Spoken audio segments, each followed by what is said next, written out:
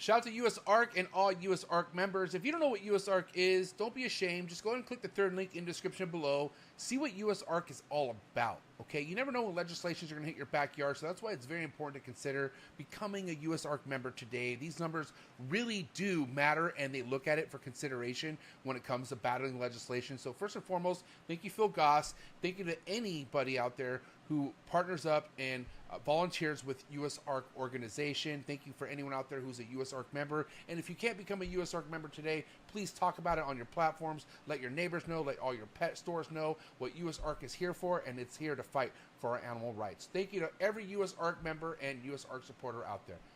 T-minus 30 seconds.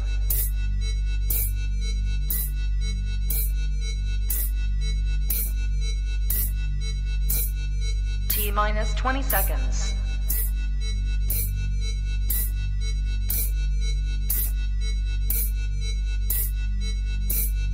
10, 9, 8, 7, 6, 5, 4, 3, 2, 1, 0.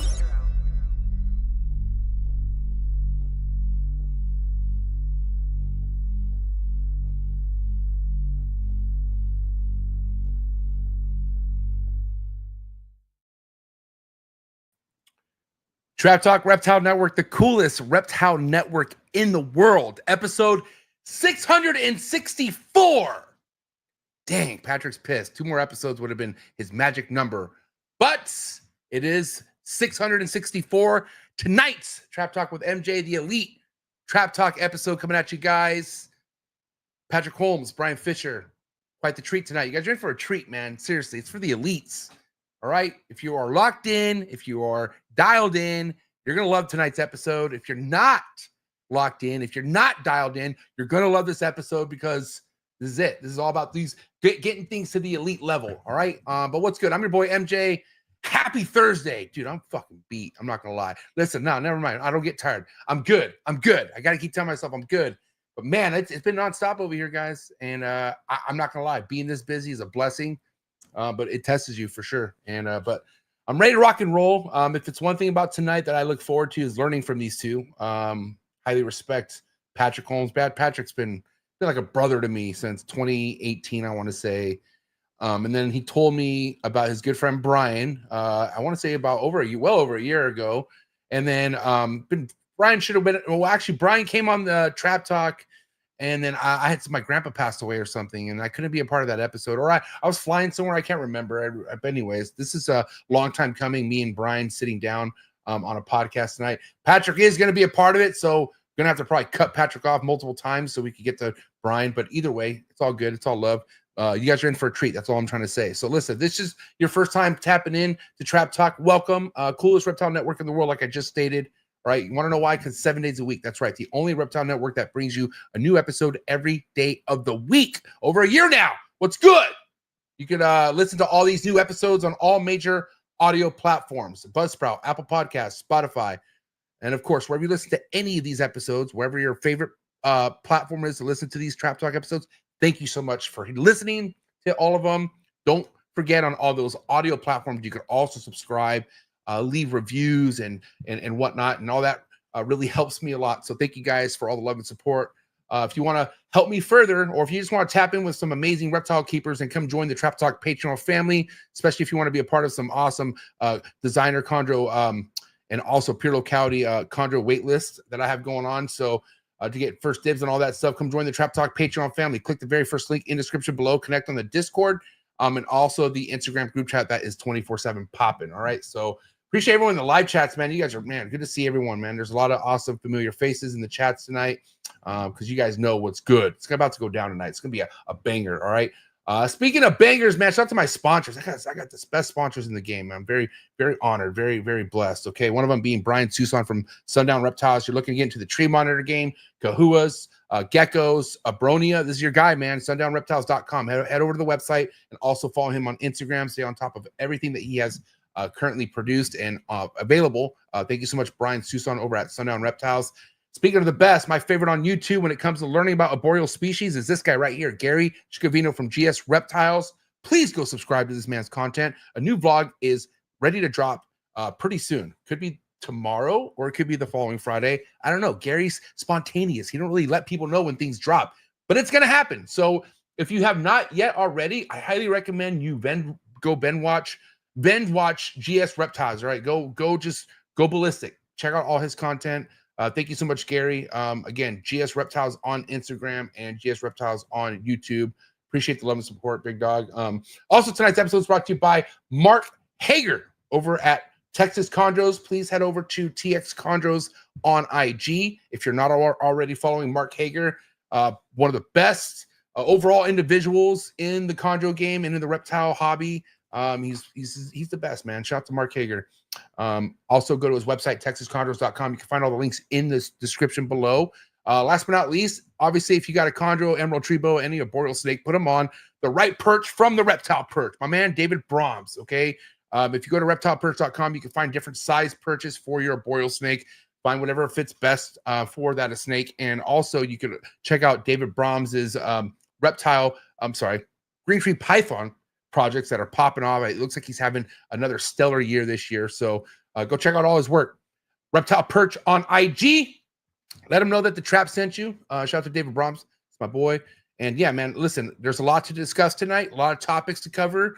And we got Patrick Holmes on tonight. So when you got a lot of questions, you got a lot of long answers. That's Patrick. You're going to get everything. You know what I'm saying? So you guys are in for a treat. You guys ready to learn? I'm ready to learn. All right.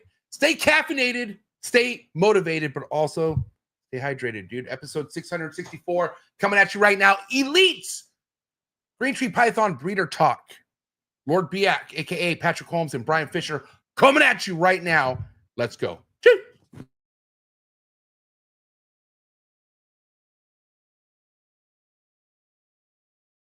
Good. You ready for do more in the future? Trap Talk podcasts? Yes. Man. Only Trap Talk. Exclusive. Yes, Exclusive. Oh. So stop calling us. Rub the spot, get the club to pop. When I come up with the crop, God love it or not. I'm hot from the hop to the rub the spot, get the club to pop. When I come up with the rub the spot, get the club to pop. When I come up with the rub the spot, get the club to pop. When I come up with the rub the spot, get the club to pop. When I come up with everybody, we do it. Everybody, we do it. Do it.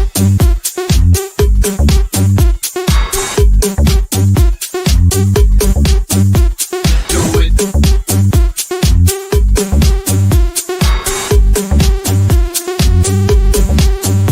Do it.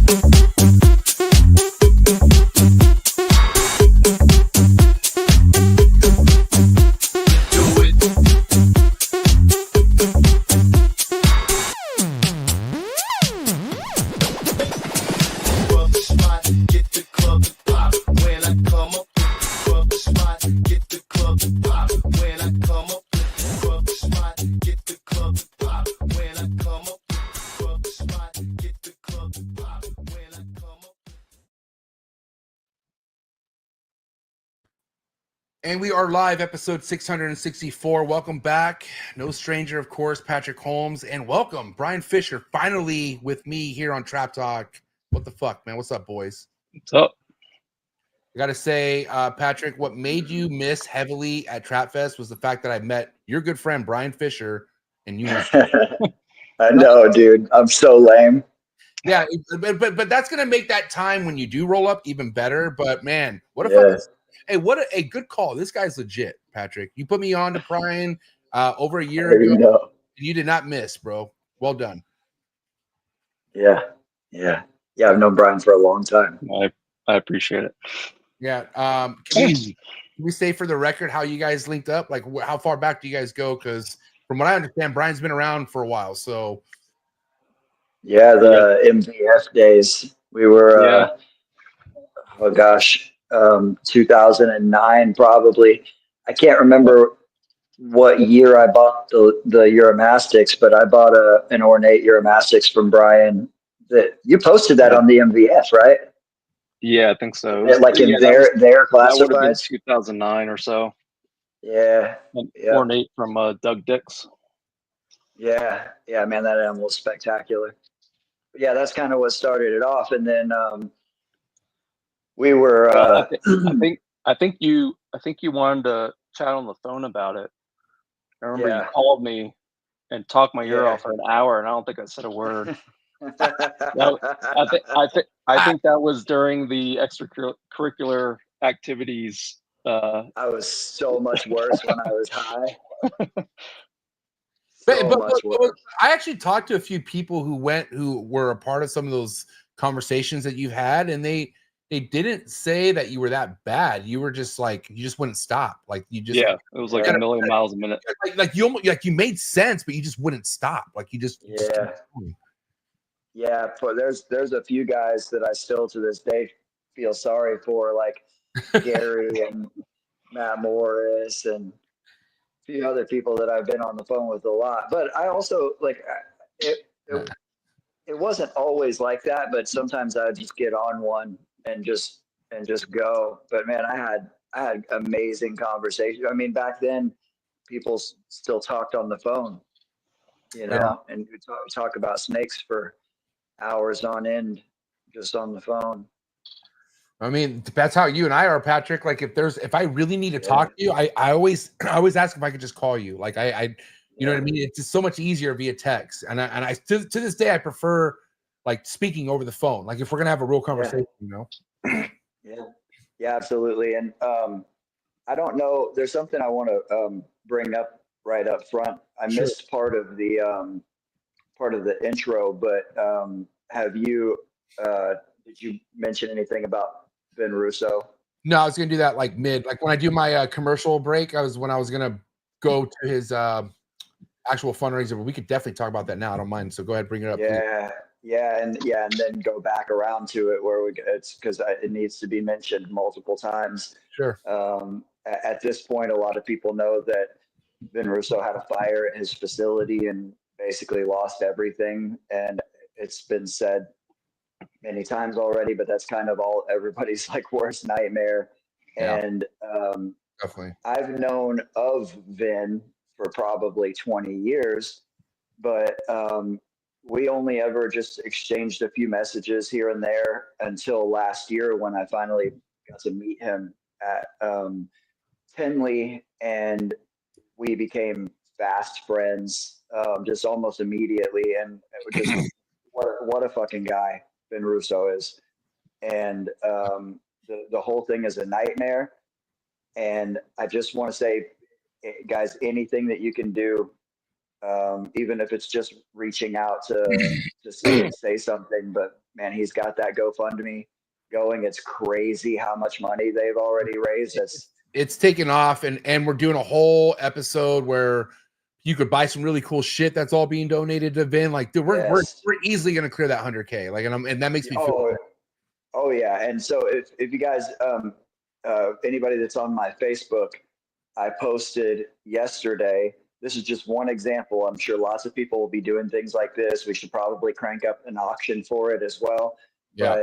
But my buddy Seth Zelenik, Seth has some of the best locality boas in the world. He just has a ridiculous locality collection, and he is a really good dude, a good friend of mine. He just had a litter of, top of the line Bolivian boas, and he said that the first 4 that sell all the money will go to Vin. So there's a link to that that I posted on my Facebook page. And you can also reach out to me if you don't know Seth. Just anybody that's interested in buying a Bolivian boa, and it'll, like, say 100% of it will go to Vin. Just reach out to me and I'll get you hooked up with Seth. Yeah, for sure. Yeah, just anything that we can do, guys. It's just that's so devastating, and I don't even really want to talk about. No, because it's like it already keeps you up at night before this even happened, right? Like, this is already something that keeps everyone like us up at night, you know. But you would never think it was gonna happen to someone like Vin Russo, like decades. Like, we're talking just shy of 40 years professional reptile keeping, and he just got hit, and then the fucking salt on all this. open wound is the goddamn historical animals that are lost. That will Oh, never, yeah. we never, like nobody had animals like Vin. Like it's that's what kind of breaks my heart. But Totally. this will pass. He'll get through this for sure. Yeah, I agree, and I just want to say one more thing. Sure. We hear a lot of people. If you spend any time on the internet, you hear a lot of people talking shit about the community and how this community's fucked up. First of all the communities say that. You have people in all of the communities. It doesn't matter what you're into. If you get any kind of hobby, any kind of online community, you got people talking about how toxic their community is and how fucked up it is. When I hear people saying that about the reptile community, my thought is, I don't know what community you're a part of, but the community that's already racked up $40,000 fucking dollars to donate to Vin in just a few days, that's my reptile community. Yeah. You know, and, it's like you said, Patrick. We really got to look at who's saying this. Like, exactly. It ain't nobody like that we're affiliated with. Like, we know what this hobby really brings, and again, it's all because of the animals, but the people, man, like the relationships. That's where everything elevates, man. I became a better person becoming friends with people like you, Patrick. Like you've helped me so much, and so everything, like I'm saying, this really makes my heart warm. But again, like I look at Ben Russo as like one of the superheroes of the hobby, and it just breaks my heart to see someone that I consider as a superhero of the hobby like go through this, and so absolutely. But yeah, Ben, if you do listen to this episode, just want to let you know how much love you have, and know, like, we're all gonna make sure you get through this. I actually happened to talk to Ben, shortly after the fucking fire happened. It was one of the hardest conversations I've ever had with somebody, but like he's not getting out. Like he loves this so much where there's no other lifer. There's no other life that this guy knows. You know what I'm saying? So we're gonna help him get back on his feet as much as he can. I got chondros I want to send him. Like I'm looking to do anything I got to do to help this guy out. I don't absolutely. Yeah. So, but listen, we got to, segue into the biggest topic of what we're talking about tonight. Like Vin has I don't want to say, I don't know. I guess it's your idea what a huge or big collection is. Obviously Vin's collection was bigger than average size. You know what I mean? Oh yeah. And he had his own facility, right? But I don't know, guys, why don't we talk about this? Like if you're going to have a large reptile collection, you got to think a lot about having this not on your property. Like if you're not going to have this much stuff on your property, look, I mean, not that it could have changed much, but then again, if this was on Vin's property, would this have happened? You know what I mean? What are your guys' thoughts about having so many animals that's like not on your property where you have to drive to go to it? You know what I mean? It's tough. I don't know that I would ever not. I don't think I would ever want to not live where my facility is. Yeah, same. I can't. I wouldn't be able to sleep. So I've not with herps, but I used to manage a large wholesale fish import business in South Florida, and we had probably anywhere from 5,000 to 6,000 animals on hand at a time. And I lived probably 25-30 minutes from that facility, and I can just tell you the anxiety every day leaving that place. Like I check shit 10-20 times over and still didn't feel great getting in my car and leaving, just because, especially with that stuff, it's like you can kill fish pretty quick if you make an error. But I can't imagine having all my stuff out of my house. Go ahead, Pat. Yeah, it's the same for me, man. I've actually looked at some of those options before I got into the space that I'm in now.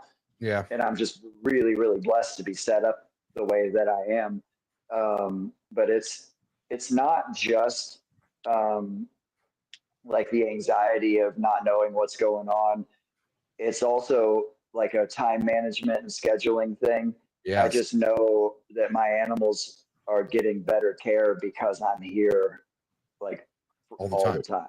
Yeah. I mean, I'm not here. I have a full-time job too, and I like do stuff, but I mean, I'm either at work or I'm at a concert or I'm here, and true. And I have snakes at work too, so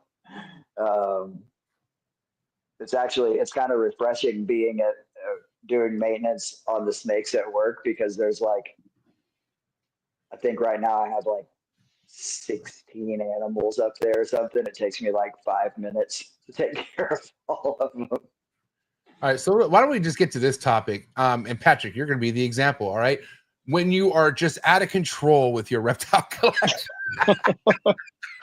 but like, you know, obviously we get it like this. You know, I don't know. You got to look at, you know, if you got your shit dialed in, this is a lot of assets that you're adding, right? But let's say you're not that dialed in and you're adding all this shit. Like, there's a time and place when to grow your reptile collection, you would say, right, Patrick?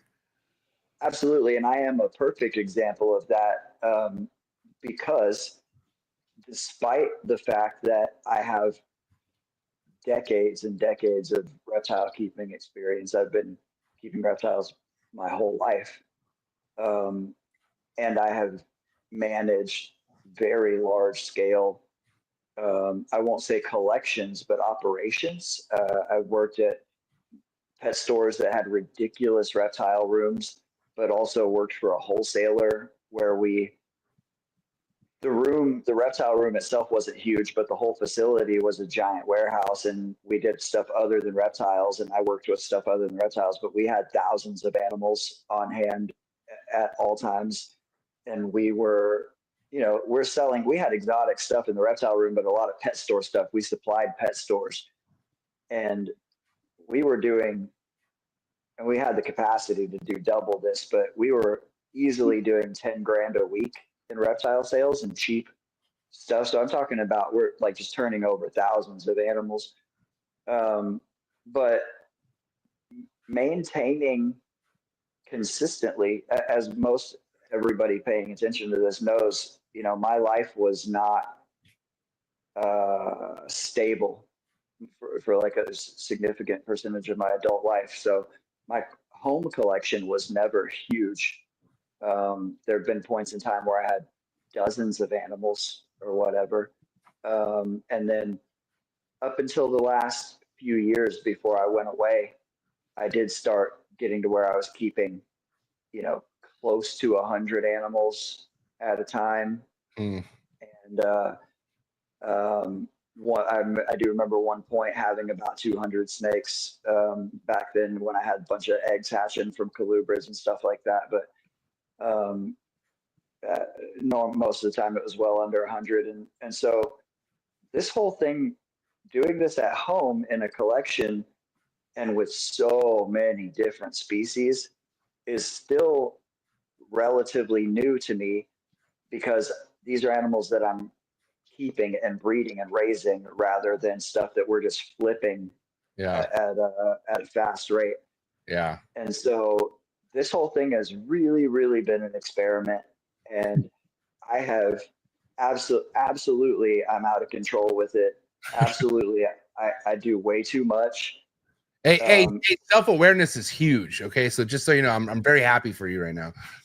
For sure. I'll give you a quick example that we can dive into a little deeper later, but like, notice he said he's out of control, but he hasn't said he's giving anything up yet. Yeah, he's like, I'm not changing.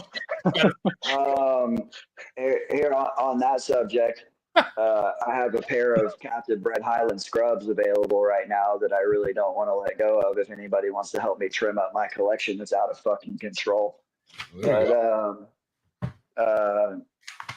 I got a really nice pair of Highlands. If the female doesn't leave, I won't be mad about it. But I am actually trying to trim some things up, and it's been like we've just been playing around with what works. I've brought in all kinds of stuff, and especially venomous stuff, just to see if I liked it. And then if it didn't, I don't keep anything that doesn't do it for me. Like, it has to, like, literally everything I have absolutely wows me. Every single species that I have, even my corn snakes. Brian has some of my corn snakes. They're fucking dope. But Patrick, were you at a point where you were looking around and you're like, God damn it, like I got shit I really don't want? Like, did that ever happen? Never? No. Nope. I've brought in things that I thought I might be interested in, especially a lot of stuff that like Nick bought. Like we'll pick up some rare viper just because they're available, and we'll jump on it, and then I'll keep them for a while and see if I like them. And there's been stuff that I just decided that I didn't you know, that it didn't, it's not that I dislike them. I think every species of snake on earth is fucking cool as fuck. No, I mean, no, yeah, but some of this stuff is like time consuming. And so you got to ask yourself, is this really worth my time? Like, is this? That's precisely, that's exactly it. Do I want to invest the time into this particular species? Does it do enough for me to keep my attention to want to do that? But the other thing, that the real experimental thing is like playing with the boundaries of what my maximum capacity is, both for space and time, having a full-time job, and what I can manage and take care of. And I can, if I'm disciplined with my time, I can take care of like just an insane number of snakes. It's when I want to go to a show, or when I, want to not be here for a day, or if there's medical issues that I have to deal with, or I have a project where I need to bring in some new cages. It's those things that like, that get hard to like fit it in and manage it. Like there's also a give and take with being able to actually observe what you're keeping. Oh man, that's a whole different conversation. So like, constant, everything's constant. It's nuts. Yeah, and I to give an example of how this actually translates, like this year I've done really well with some species that, like with non-chondro stuff, I've kind of rocking and rolling quite a bit with some of the venomous stuff that I've been raising for a long time. And just this year I've had I just had blue insularis, and I had the Laticinctus litter, and just hatched out some mangrove snakes, and there's lots of eggs in the incubator right now, and none of them are chondro eggs. I've had my worst chondro breeding year ever. And what do you think? I don't want to get off topic, but what was the reason behind you thinking you had? Because I mean, you usually pump out numbers. So what was the reason? Two major reasons. One, I've been focusing on a lot of other stuff, and I'm gonna give you three reasons actually. One, I've been, I've got all this other stuff going on, and not just other snakes, but just just life stuff. Yeah. The last year of my life has been just insane for a lot of different reasons. I lost multiple family members over the last year, and just a lot of stuff. Bummer, man. And so there's that. There's me being distracted by life and by other reptiles that I have.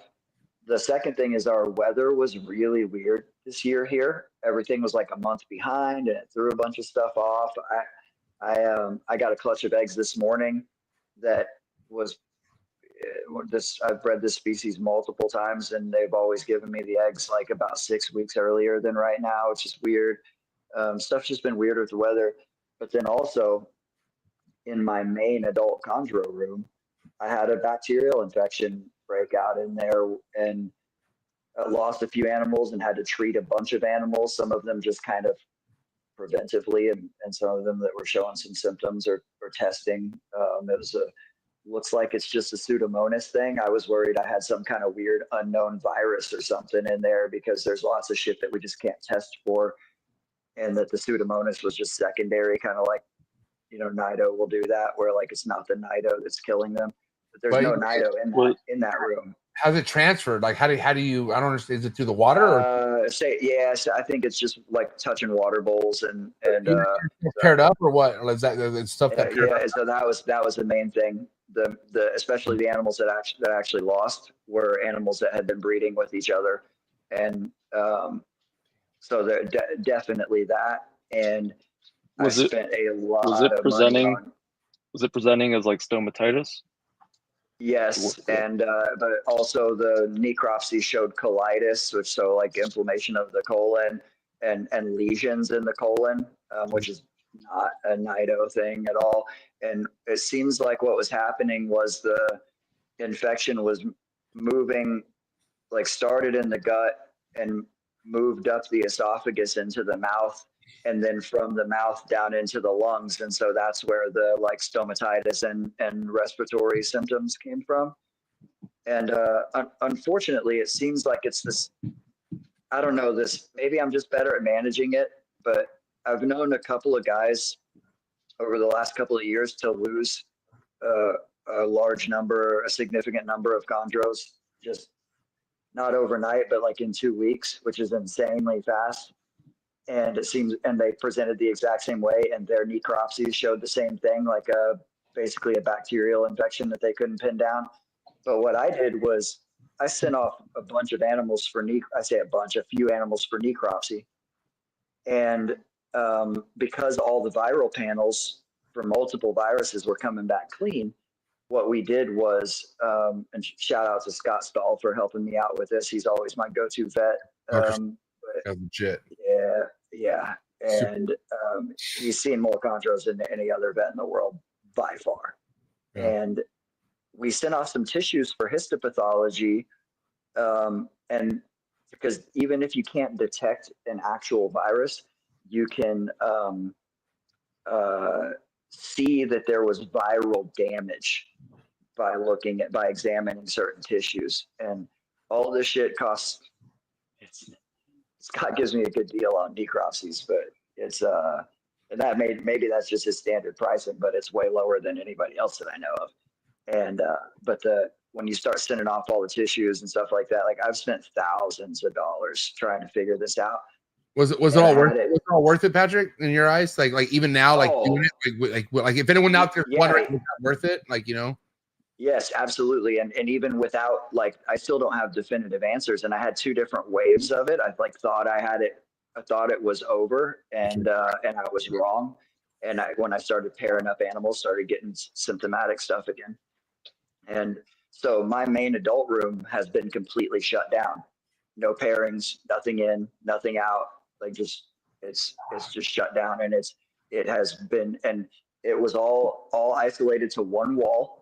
There's animals on all 4 walls in that room. Everything stayed isolated to one wall, which I think is a testament to my style of husbandry as far as managing stuff like that, right? The way that I move, order of operations and blah, blah, blah.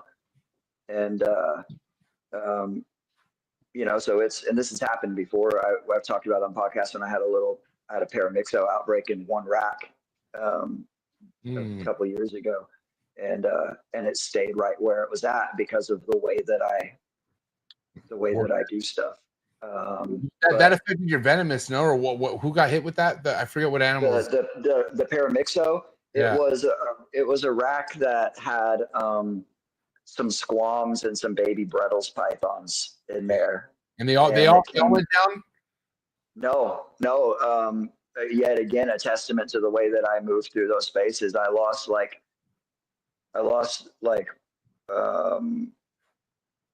5 out of 6 baby Brettles pythons, and like, I don't know, 2 or 3 squams. And I'm sure it was a feeding tongue thing.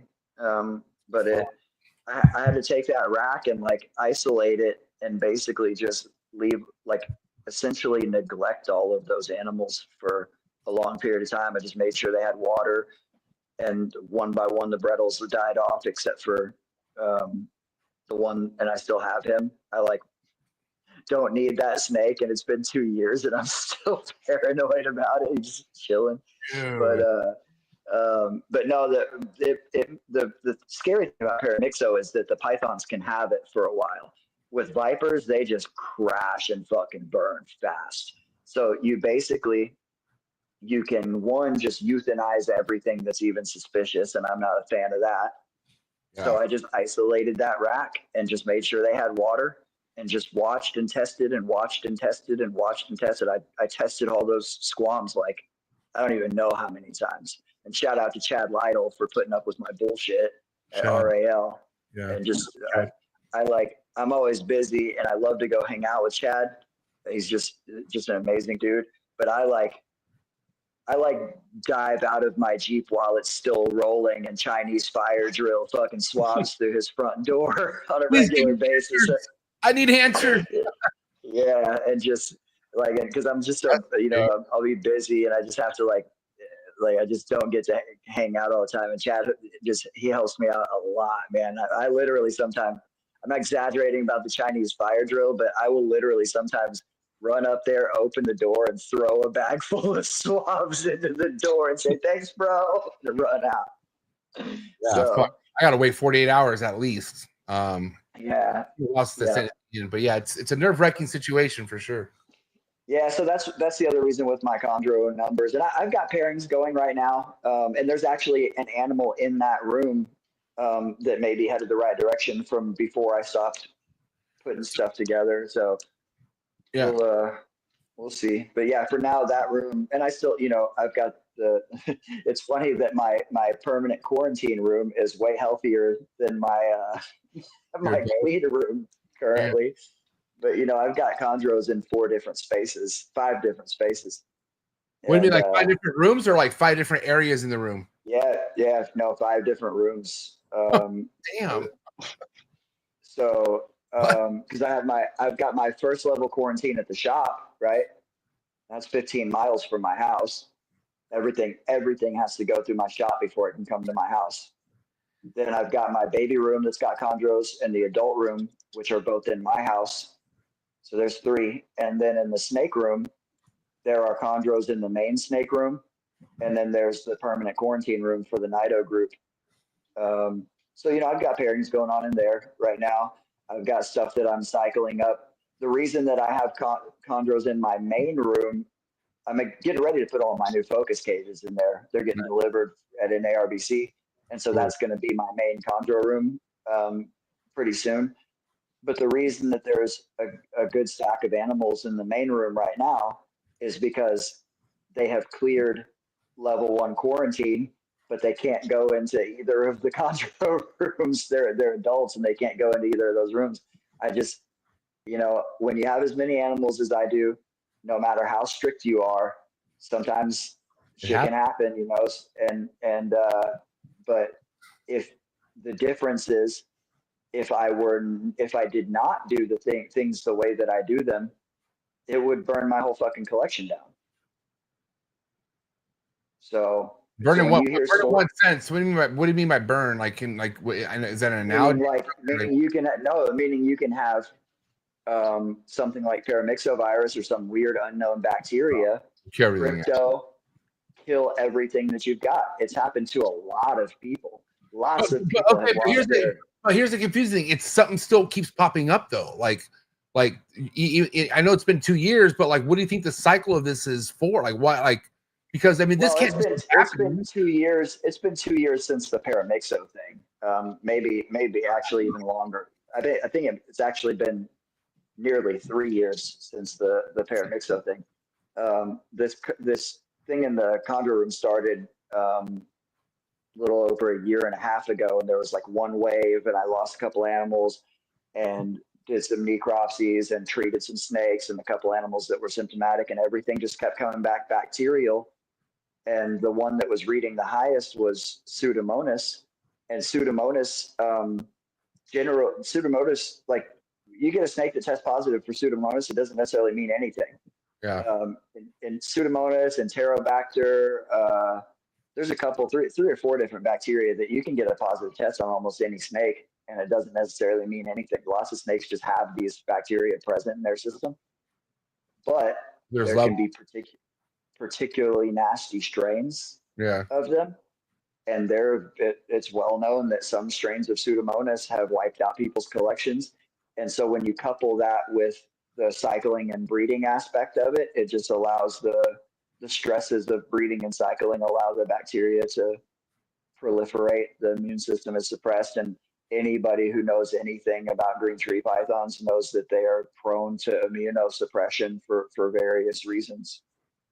Yeah. Hey, I got to ask you, Brian, obviously we're hearing on how Patrick's flow of thing is. Where are you at compared to like his volume of things? And then how do you feel about like Patrick's situation first and foremost when you think about the volume? Well, I'm a fraction of that size. I probably oscillate between 40 and 55 snakes, somewhere in there. And then I've also got a host of other species and lizards and frogs and other stuff I work with. But I've got 2 young kids. I've got a demanding job. Like I'm always very conscious of how much time I have to spend on all that stuff and make sure that I have time to observe the animals in addition to just making sure that they're well taken care of, because I feel like that's paramount to any success I have, particularly with chondros, is being able to just kind of sit and watch and observe. And if I had the amount that Patrick had plus everything else I've got going on, I wouldn't be able to do that. It would just be, you know, change paper, give water, see you next week. That's what it would be. So I'm more conscious these days of the amount of animals I have and trying to be very efficient with the amount of animals I have. Like, I can probably only handle, you know, a couple clutches a year of anything. Like, I've got a clutch of scrubs incubating. I've got a clutch of chondros on the way. I'm cool with that. That's plenty for me to handle with just my lifestyle and time I have available. As far as what I think of Patrick's stuff, I think it's awesome. I mean, he's in a position, like, I've been to his place a couple times. I don't know how you managed to get that set up, but it's about as perfect as it could be. You know, he's the guy to be able to do that. He's got the time, he's got the lifestyle, he's got the setup. No kids, no kids is key. For sure. I mean, and you've even got, you know, the awesome job where they allow you to keep stuff quarantined in the back. Yeah, like, that's pretty badass. It's like you're never really off. You're right. Yeah. Yeah. I mean, it gives me some anxiety on like how you go about managing like that whole everything you just talked about with, because like it's inevitable if you're working with that quantity of animals, something is going to be in there. It's not no fault on the person or the keeper. It's just a volume thing. Statistically, like, that's just the way it's going to work. Yeah. Probability. Yeah. Right. Probability. Right. And you might not necessarily know which animal that is. Like, things can lay dormant for years. And if you get lazy and you start using tongs between things or start, you know, well, I already did my order of operations, but I'm going to go check out these couple animals or whatever throughout the group, and you're just lazy with it. That's how things spread. Yeah. And it could just happen that one time. You know what I mean? That sucks. Is That's like all it takes. People are like pretty like they don't fuck around, you know. And to mind you, like I've been in that situation where I forgot what it was, but everything had individual forceps, and this was before my son, so I can't blame him. But something happened where they all like fell or something. But I realized like, oh my God, this isn't the right one. And then next thing you know, I got really complacent about it, and then I just wasn't really paying attention. So I had all these fucking forceps that were just switching everywhere. You know what I mean? And luckily nothing happened, but still, I'm like, dude, what's the point of this if I'm not really gonna pay attention? And I noticed that it wasn't on purpose. It's just like you're doing so many fucking things at once. Sometimes you get a phone call in the middle of something, you put the forcep down, you forget where you put it at, and then it just and so it's human mistakes are gonna happen, right? But I don't know, man. Like, there has to be some sort of protocol, like, or some sort of like for me now, dude, I wipe all the fucking as soon as I feed something, I go and I just wipe it, and I wipe everything. I really do. I don't fuck around. And I don't even know how much that really works, but it's better. I don't know. What do you think of that, Patrick? Better than not doing it. Yeah, it's right. Better than not doing it. And here's one, you know, you said something about your phone. I spray my phone down and wipe my phone down with rubbing alcohol on a regular basis, because people don't think about if they're running through doing maintenance, you can be changing gloves or doing whatever the fuck you're doing, but you keep touching your phone over and over in between animals. Like, your phone is a fucking vector, dude. So true. I spray my doorknobs with rubbing alcohol in the ones that I open. Really, there's in the snake house, everything is just kind of, the doors are all, you know, the doors to the rooms in there just stay open. But I mean, people also don't. If you haven't been doing it a while, or you haven't worked in a more professional facility where there are kind of stringent guidelines, like a lot of people treat gloves as if they're just magically like disinfected all the time. Like if you touch a doorknob, or you touch the door on a cage or something, even though you haven't touched a water bowl or you know, touched anything in the cage, that those gloves are done. Yeah. Toss them, you know. Like it can be frustrating. Like if I'm moving in here trying to clean stuff quick, if I drop a glove on the floor, I toss it. Yeah. Like even if it hasn't, like, it's probably fine, but it's whatever, 3 cents or however much they cost. Yep. You just toss it, you move along, get a new pair. And like with tongs, I have enough that I can do one, like I can feed my whole collection, and then I put those all in the dishwasher before the next round, before I'm ready to feed again, essentially. Your wife is cool with that? Yeah, she's used to it. I want people to be like, get the fuck out of the house. I'd be like, okay, sorry. She tolerated a chondro living on the nightstand next to her bed. I mean, dude, the previous house, I had grasshoppers breeding in our living room. Like, I got away with a lot before the kid came. But when the kid came, she's like, dude, you're not having one fucking thing in this house. She's like, do what you want out there, but don't even think about it. Because I slide my way in, like I just said, with the grasshopper. Real deal.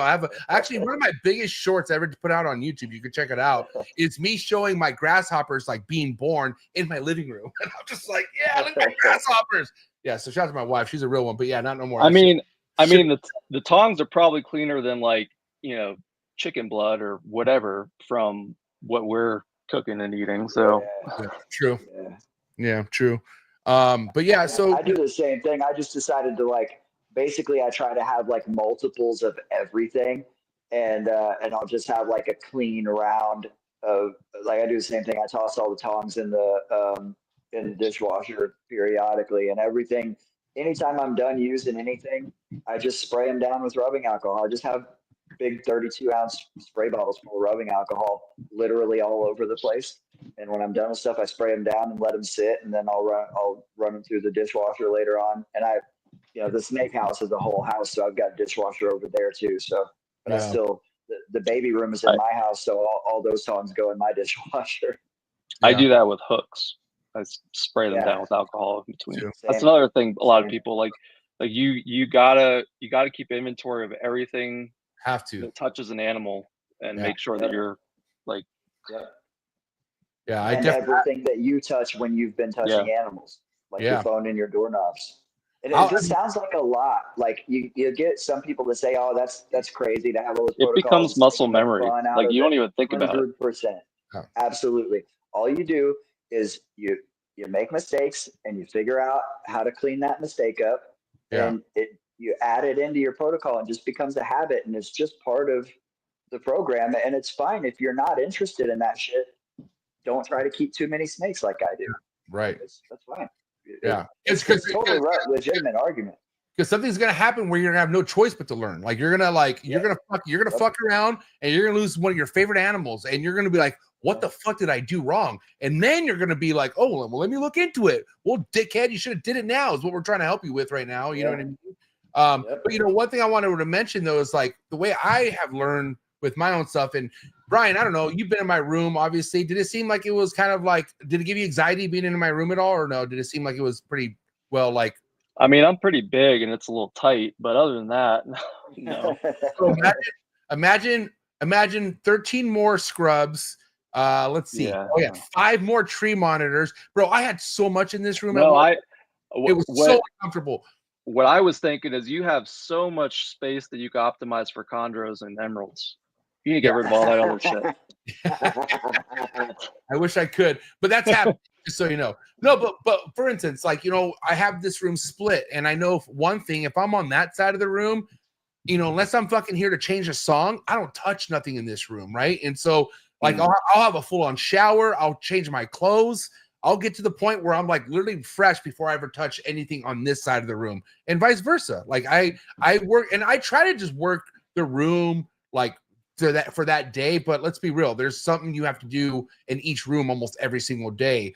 And the reason why I'm noticing is like, no matter how careful I am, Patrick, like with water changes, you know how many times my fingers get into the water, like as I'm like moving stuff, and I'm trying hard not to get my fingers in the water, but it happens. And no matter how careful you are, there are going to be times where things could like transfer over. But that's why you got to make sure everything in that room is fucking healthy. Like I don't wear gloves in between. I'll fucking pull anything I want out. I'm not worried about it. But I won't go from this animal and then walk over to the other room and pull racks and like swap. Like once I am working on one room, I don't fuck with the other room until I have like a full goddamn cleanse. You know what I mean? If that makes and like even if you're going to be I don't want to use the word lazy, but like that's the only word that's coming to mind. Like if you're going to not wash your hands in between or not use gloves or whatever, I get it. It's a pain in the ass. Eventually you get used to it.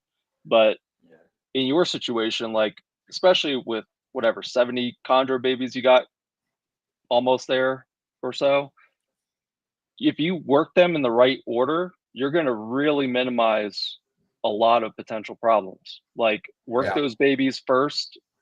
Don't touch anything else in that room. Go to the, you know, yearlings, 2-year-olds, whatever else you got, work up to the adults.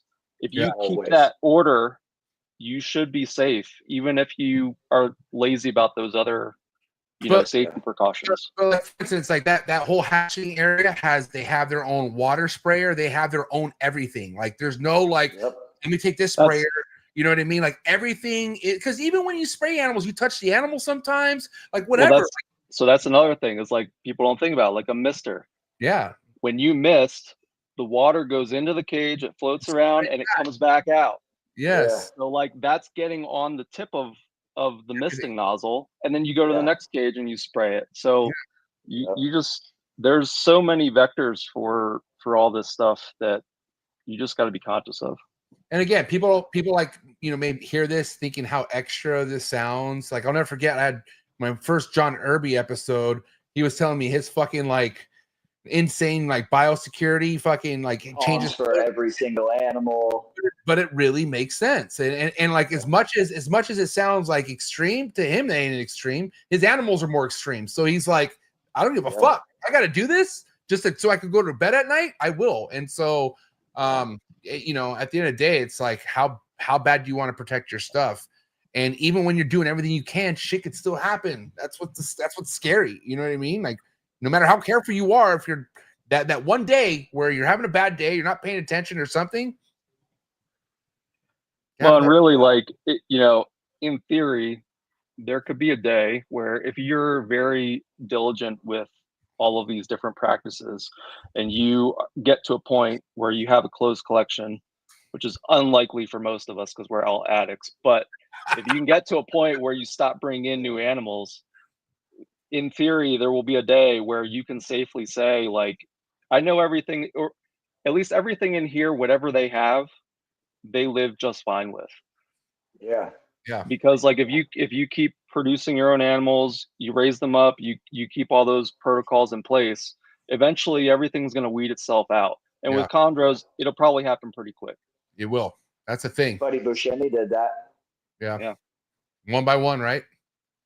Because he was trying to figure out the whole, you know, what was affecting his collection at that time, right? Because that was during the whole Nido wave, wasn't it?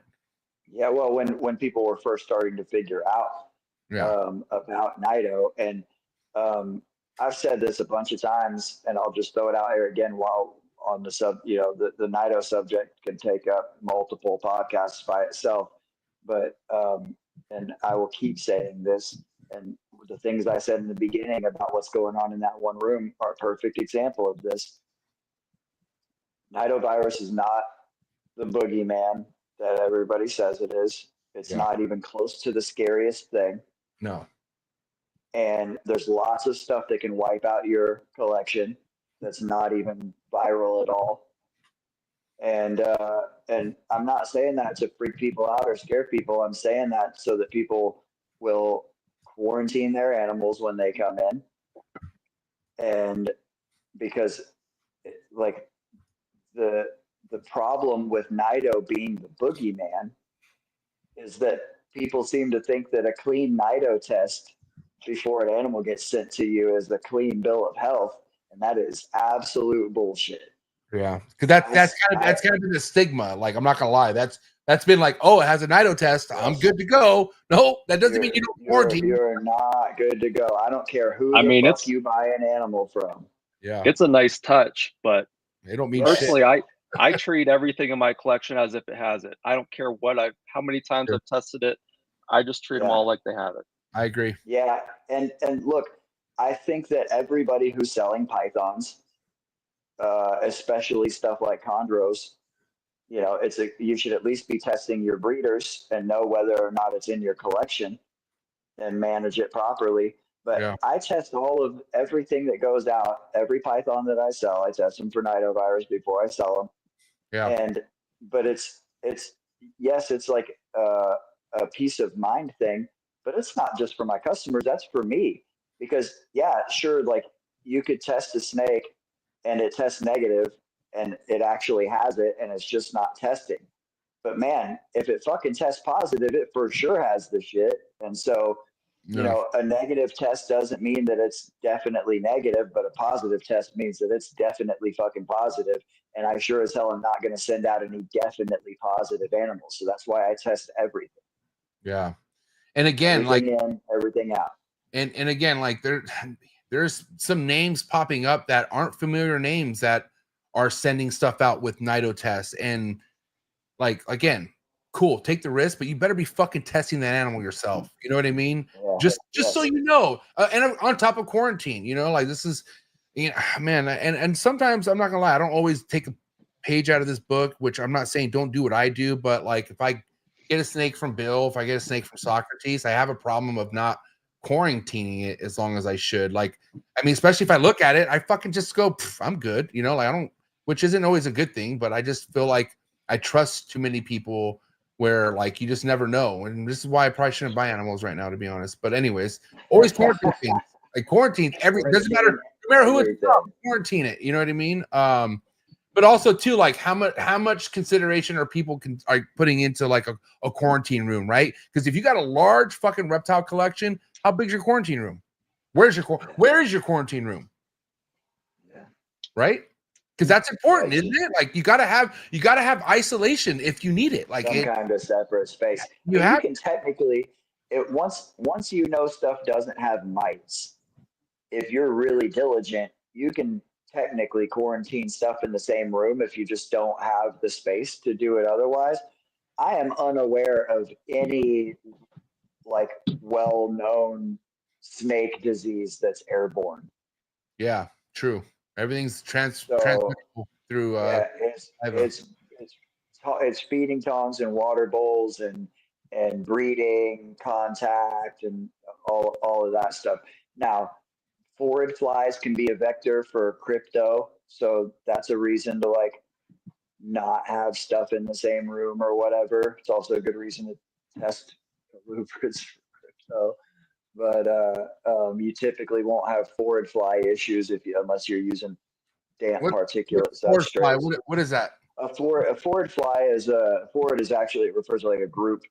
Some people just call them gnats, but they are roughly the size of a fruit fly, but they don't have the red eyes and they have longer legs. And if you look really close, they have like a humpback shape, and they're a known vector for Cryptosporidium. But they're a moisture loving fly.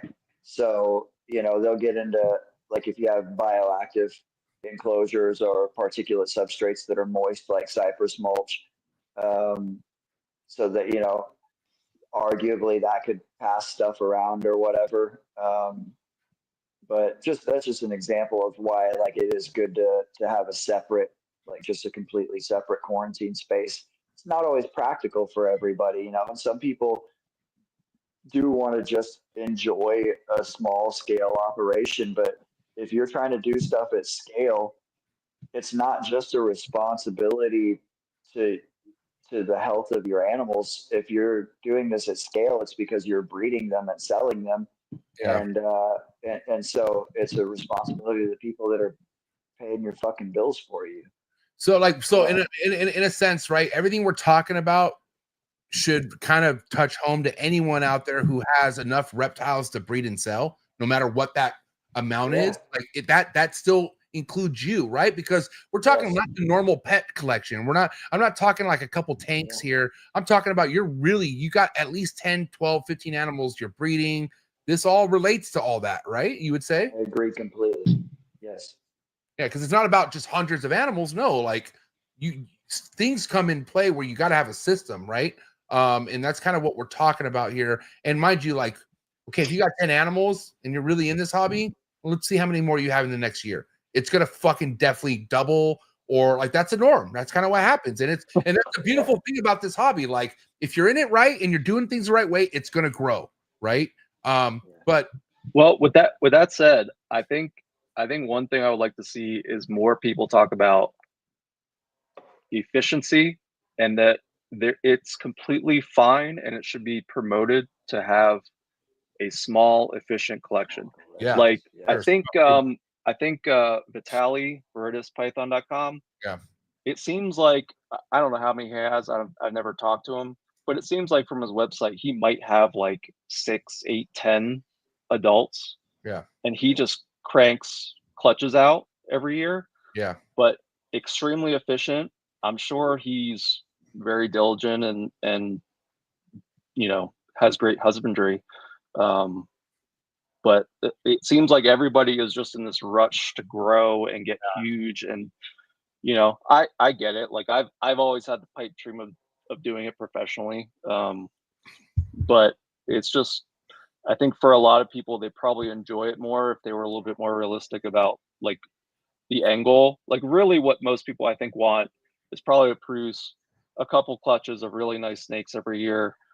Maybe they can use it to fund some other stuff in their life, or you know, cover the hobby. But you know, I don't think a lot of people understand what they're getting into once you get over 50 snakes, it's a lot. Like, oh yeah, dude, changes everything. And mind you, that's if you're just keeping them. But like, yeah. let's say you have 50 snakes, and then those snakes are breeding for you, and then you're adding babies, right? Like that's the elevation. That's where it's like, all right, now that, because I feel like that's the easy part. You maintaining adults, you get in a system where it's easy. But once you keep adding the babies and stuff on top of that, and then you get to the point where you're not selling everything, you're just sitting on it, and you're sitting on it again, but you keep breeding, and you're not looking at the fact that like, hey, where are you going to be putting this other stuff that, you know, that you're holding back or not remembering to sell, and then you're not even thinking of the market first and foremost. Then now you're like, well, I want to sell this shit now. Who do I go to? Fuck, nobody wants to buy my shit. Now what? You know? So there's a lot of things to think about before you even want to consider the breeding side of things. And I want to, correct me if I'm wrong, do you guys feel like the whole energy into the hobby isn't even really focused on breeding as much? I mean, if we take chondros out of the subject here, like ball python wise, like I'm not seeing people so adamant about like wanting to become Justin Kabelka right now. Like I feel like a lot of people are kind of like wanting to get some bioactive shit. Like they almost want to just enjoy it for the keeping side of things. And I feel like that's kind of where we should be headed, right? Like that's a good thing. I think the ball python thing is its kind of own thing. Like there's you're like, yeah, how about you not bring those fucking people into this? Well, no. There are lots of really cool ball python breeders and keepers who are super into those snakes, and they're awesome. Yeah. I've kept ball pythons. I have nothing against snakes. I love all snakes. I love my balls. But there are a lot of people, and in that community, there's just a lot of talk that's just market based. It's not about the snakes. It's not. It's like they're just a widget. They're a way to move money around and make money. Like, yeah, it's kind of disturbing. Kind of looking at it from the outside. Yeah. Hey, but a lot of that money helps the hobby though too. You realize that, right? Yeah, does it? Yeah, it does. With you know how much money goes to US ARC from all these ball okay. Yeah, like that, maybe bro? US ARC, but like I don't know that I buy that there's a lot of like innovation because of ball python money. Well, that's what I think it's most of the rest of the species that people keep that drive the innovation, because those people are actually interested in doing things outside of rat keeping. Well, what I say where you are right when it comes to this is like not too many ball python breeders set other people up for success. Like it's kind of like, damn, I got fucked by this guy. I better go to somebody else. Like that's kind of the constant thing of the ball python game. And a lot of people see a picture being painted where they're like, well, I got 100K. I want that. Like sign me up. Year goes by, 2 years goes by. What happened to that person? And so That's one thing where that is kind of disturbing to me. You see someone come in so hungry and happy to be a part of it, and then they just got fucking ripped apart. Like you had the biggest fucking whales in the ball python game who got their claws into them, and just that's it. You know what I mean? And that's pretty sad. But it's happened in chondros too over the years. It's happening now for sure. Yeah. But that's like it happened but that like people come in with deep pockets and they see something they want. We can't stop. I mean, like that's gonna be human nature no matter what you do, no matter what the hobby is. Sure. You're gonna have some big hot shot who wants to just be number one, and they think the money's gonna get them there, and they're gonna come and fucking peace out. You know what I mean? So what do you think, Patrick? Yeah. I think first of all, I think you're right about the push towards like more bioactive and naturalistic keeping. We have seen a whole lot of that in recent years, which is super cool. Yeah. You know, I have it's like I don't know the right words for it. Like I have hundreds of animals in tubs, in racks. Some stuff that because that's the ideal way to keep it for that life stage or whatever, like the babies and whatnot. Some stuff because I have lots of stuff that I wish was not in tubs, and I wish I had them in bigger enclosures, and I'm trying to push towards that. One of the reasons that I'm selling some scrubs and some other stuff is just I'm looking at space for like when these animals are growing up, and I'm wanting to give my scrubs bigger enclosures, and like the scrubs take up more. Those are my biggest snakes. They take up more space than anything else. But and they're some of my favorite snakes. It bums me out. I wish I had a whole bunch more of them, but I just don't. Like I have to, think about where I'm going to put them when they start getting really big. So, I have a ton of space over here. The idea that I'm running out of space over here is kind of fucking crazy. Is it though? Is it crazy? I mean, Patrick, you're a madman, bro. You're like a fucking reptile cowboy. Like you're just fucking wild west over there, dude. It is a wild west over here, but I wish that I could keep all of my sorry, I'm laughing because I saw a text notification from somebody who's really funny. But anyways, I wish that I could keep all of my animals. Well, Brian and I talk about this all the time, and Brian's actually literally working towards actually doing this, and I just talk about it. But, in like fully planted and bioactive enclosures, I would, to hell with all the people that think you can't keep chondros bioactive. That's absolute nonsense. It's just that it's not a great idea for babies. And it's not something that can be easily done at scale. Yeah. But goddamn, I would much rather that my female chondros got to roost up high and hunt down low every night instead of becoming fat ass fucking tail hangers, from sitting in the same perch their whole life. Yeah. And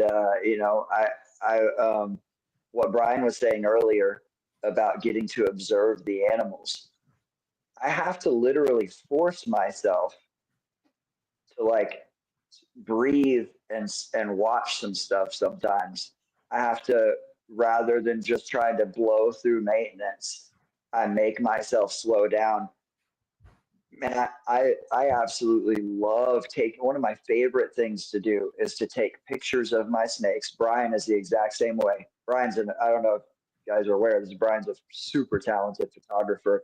There are lots of pictures floating around on the internet of old school, really, really well-known designer chondros that Brian took. Like pictures that most people would recognize that may not realize that Brian's the one that took that photo. And but one of the coolest things for me is taking pictures and then going back through and getting to appreciate those snakes in amazing detail, just editing photos. And I take thousands of pictures and I only post a tiny fraction of them. I mean, you guys know I take decent pictures and I like posting stuff, but I love just actually photographing the animals because I get to interact with them while I'm doing it, and I get to slow down and forget about the other stuff. But then I've got all these tiny little arboreal vipers. I can't like hold that snake up to my eye with my hand and check them out real close. Yeah. Right.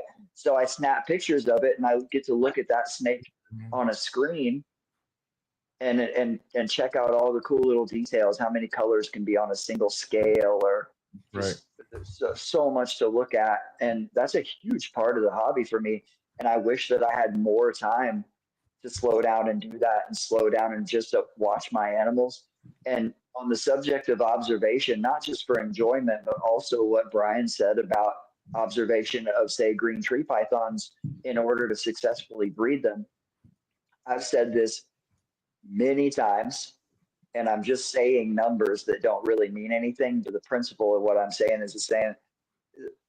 I am 100% positive that if I only kept chondros, I could produce twice as many chondros with half as many adults. So like if I'm producing 50 a year, I could produce 100 a year with half as many adults as I have if I was just paying attention. Honestly, with the adult collection that I have right now, if I was doing nothing else, I mean, with the collection I have right now, I'd still have to have like 4 rooms to really do it the right way. Patrick, I already thought about this a while ago. If you only had chondros to work with, you'd probably double my numbers this year. I'd probably have 24 clutches a year. Yeah, I'm telling you. But you don't. We got a million things going on. Yeah, I would probably have 24 clutches. But you are happy doing all this shit. That's what you want. I am, and I am, and I'm not. There's a lot of things. I hate it when I get behind on maintenance. Yeah, I hear you. I hate it. I hate having to like when you walk into the snake house, the first things in there are a trio of fucking beaded lizards, a whole wall of giant mangrove snakes, and a whole wall, fucking half a wall of scrub pythons. And it fucking, if I'm behind, it smells fucking terrible when I walk in there. Especially the mangroves. Oh, I'll never forget that. The yeah, they smell. Yeah, bro. dude. Yeah. Bull snake. Yeah, and the bulls are in that room too, man. One of the things that Brian said to me at Trap Fest, and it was kind of a relief because everyone's like, so many mouths to feed. So and okay, I get it. That's the obvious. But Brian's like, dude, Brian's like, I'm not even worried about your feeding. He's like, I'm worried about your fucking everyday water and paper changes that you're going to be doing. And dude, it's funny that he said that. Brian, over the weekend, I had to change 36 water bowls and paper towels. It took me 2 hours to do just 36.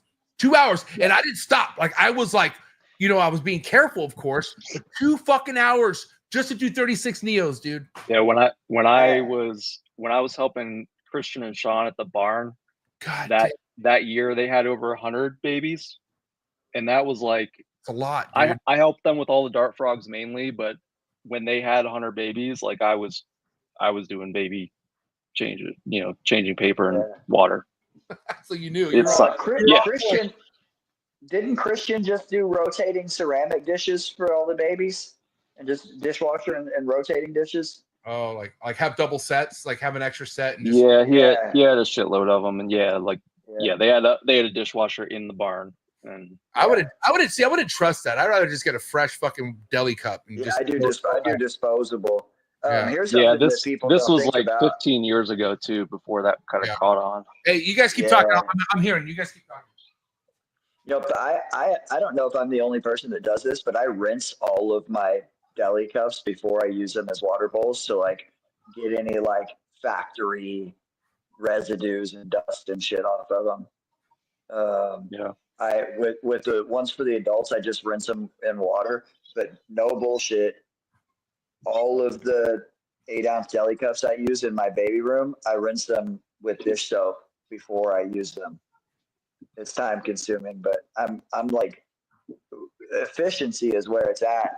I do everything in batches. You've seen how I do the baby room. I've got tubs full of paper towels that are already torn off, and pads that are already cut, and stacks of clean delis, and there's stacks of clean tubs on top of all of the racks. And I do all that stuff in batches so that it's just ready. That way, he said 2 hours for 36 babies. I can change out 36 baby chondros in 20 minutes. You know what I'm saying? Like I have 178 animals in the baby room right now, and I can do the whole room. I can do water and substrate on that room top to bottom in 2 hours, unless I'm changing out. There's a couple dozen animals in there that are on cypress and leaf litter, so they take a little bit longer than just changing out a paper towel. But okay, well, hold on. First off, Mister, okay, like I'm sitting there staring at each Neo for like 10 minutes. I was just gonna say you gotta probably include God. content creation in that 2 hours. And I was taking pics, I was taking videos, I was trying to make people jealous. I was doing all that shit, dude. You know what I mean? Yeah, I do, and I know, and I wish that I could. I wish I had more time to do exactly that. I wish that if I wasn't working full time, and I was just doing the snake thing, I would spend I'm in the baby room every day. That's the first thing I do is go up into the baby room every morning after I fucking have my coffee and get all the whatever done I'm going to do as soon as I wake up, which is like making some eggs to take to work and making coffee. That's pretty much what I do when I wake up. I'm in the baby room first, and I just check on everybody, make sure everybody's got fresh water. But I only work the baby room twice a week generally as far as maintenance goes. But I would love to spend 3 or 4 hours in there 3 or 4 days a week, just taking pictures of stuff and tracking OCC progressions, keeping tighter notes, all wiping off perches, just stuff, and just enjoying the babies. And I love being in the baby room. Brian's seen it. I've got a desk up there. It's my little office. And I love being in there because it's all 6 and 15 quart racks. Everything's a breeze in there, dude. And I can walk in there right now and put eyes on 178 snakes in just a few minutes. And that's crazy. That's so wild. Yeah. And that room right now, there's one rack that's just full of, there's 4 snakes in there that I didn't produce. That are eyelash vipers, but there's a 39 tub rack that has 38 snakes in it, and it's Laticinctus and Blue Insularis and Divergens that were all born recently, and some of last year's baby eyelash vipers.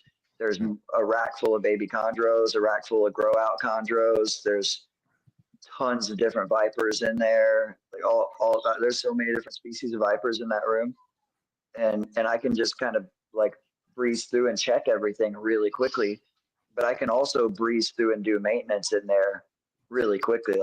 I've got multiple 33 and 39 tub baby racks. I can top to bottom do a 39 tub rack in under half an hour, and that's meticulously changing out. I keep clean tubs on top of the rack, so I'm not wiping out. Sometimes I wipe out a tub if it's not bad. If it's just a little wet or something like that, or just a little spot, I'll wipe it out. Most of the time, I just throw them in the dirty stack and swap it out with a clean tub. If the water bowl, I only fill up all the water bowls just a little bit, and that way I can spill them. But if the water has been soiled, that bowl goes in the trash. Well, I recycle them, but it gets dumped and goes in the stack. If the bowl has any of that film in there, they get that white or pink or purple film in them, dump that and it goes in the stack, so it's just all about efficiency and having systems for all of that stuff. For sure. But I'm desperately trying to get all of my rooms like that, so that I want to enjoy being in all of my rooms the way I enjoy being in the baby room. I want the whole place to be my office. I want it all to be uniform enclosures that I can breeze through, but I also want to be able to see everything way better than I do. And I got to ask you, Patrick, what if you had 0 venomous? How much would that lighten your collection if you had no venomous? Oh, a lot, dude. So why do you have venomous? I'm confused. What does it do for you? Because in my opinion, the majority of the most beautiful snakes on the planet are arboreal vipers. Yeah, you're not wrong. they're the most beautiful snakes. Like I'm a python guy. I fucking love pythons, but I can make a pretty short list of the pythons that I just am absolutely fascinated with. Like it's chondros and scrubs and carpets, and yeah, I mean it's Morelia and Somalia. Like none of the other pythons are like super fascinating to me. Whereas with vipers, the list of genera that I'm interested in is much longer than that. Yeah. My thing, I asked Steven this question the last time we did an episode together because, like, I get it. Like, you know, work with what you really are obsessed with and fascinated with, but we also are in a position where, like, we want to inspire other people to work with some of the stuff we work with. Like, not that we want to tell them to work with, but we want to be able to work with something that people look at and they're like, "Fuck, dude, I want to work with that." How many people should be working with that venomous shit that you're working with? Not and I feel like that's the reason why you don't show a lot of it off. But like, because I know that's like a private thing for you, but realistically, that's venomous is like we don't encourage. I wouldn't encourage that for someone to keep venomous. I like a new person. I have mixed feelings about that, but I tend to agree with you, and that's why I work with a lot of the species that I work with, so that I can that like they're rare enough or niche enough that. I know where, like, I already know, like, the homies are going to want them, you know, and anything that's more common, like my eyelash vipers, so far, like, they've been pretty easy to move, but if things go my way, I'll have a lot more babies this year. And I'll just, like, I have friends that do that, like Alex, that do that for a living, you know, I'll let them sell those snakes for me. Yeah, I keep them because I love them. Everything that I have here, I keep because I love it. That's all that matters. And, yep. And, but with if I was to, like I told you I was counting earlier. Yeah. Oh, yeah. Did you come up with the number?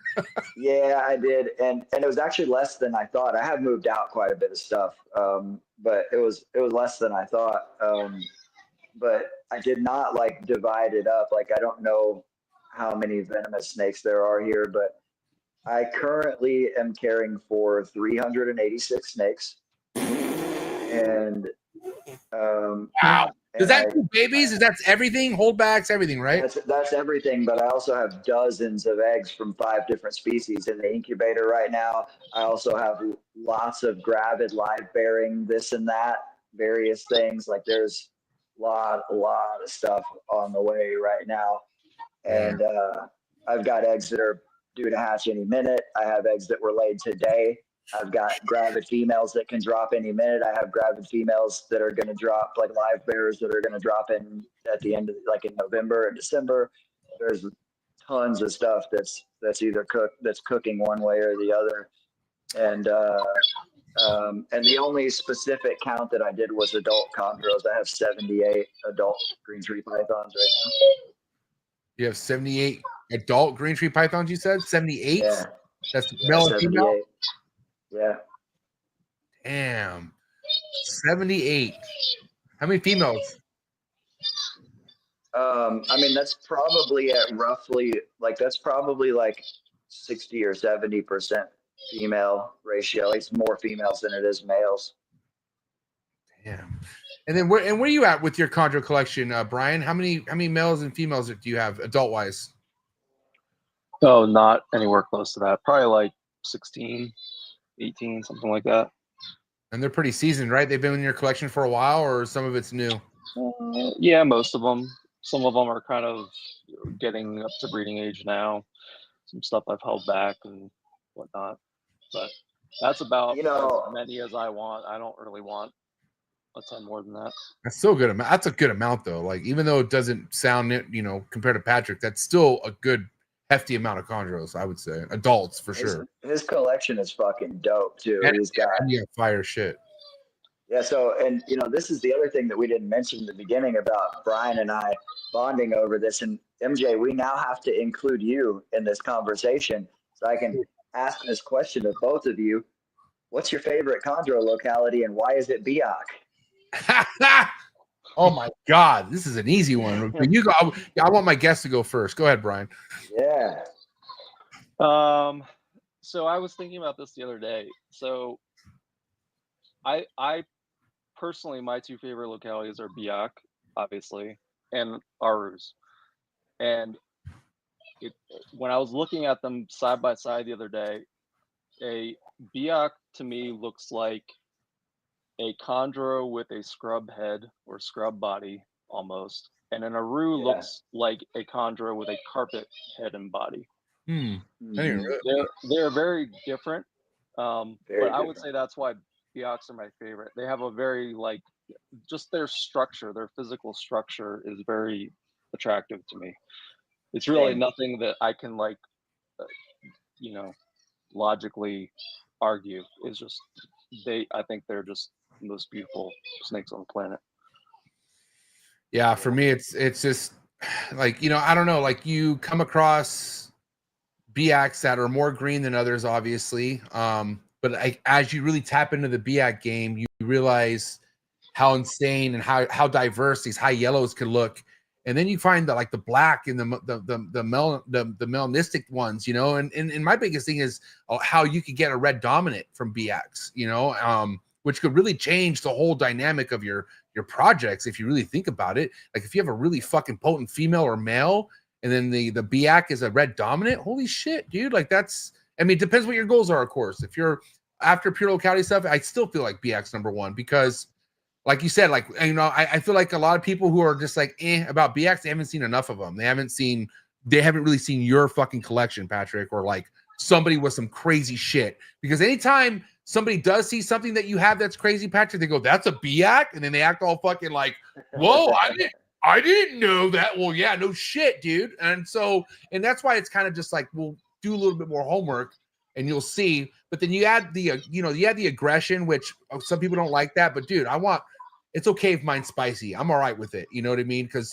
I don't know, which I want to talk to you about, because so far the feeding has been going pretty smooth until I got to the Biaks. And I'm like, dude, fucking the meanest little fuckers that just don't want to wrap it. Like all they want to do is and just fucking aggressively like kill it. And then I gave them a couple days and then majority of them ate, so now I'm not complaining about it. But the Biaks require more patience on your part because they're so reactive. Yeah. So what you have to do is learn to play that reactivity to your advantage with tease feeding.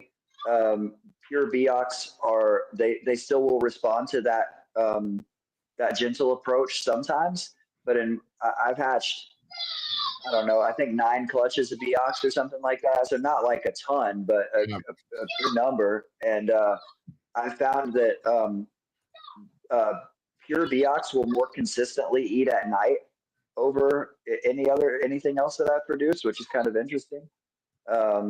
It makes me wonder if there's something different about them where they're at on that island, or if it's just a coincidence, or maybe it's just that the level of reactivity that they have is more appropriate for my style of tease feeding at night than it is in the morning. 4 a.m. mornings have been the best for me, dude. Like 3:30, 4 a.m. for all of them. I want to tell you that I'm getting the most success that time of the day, and that's why I'm up all the time now. I can never be awake at that time, so it's not practical for me.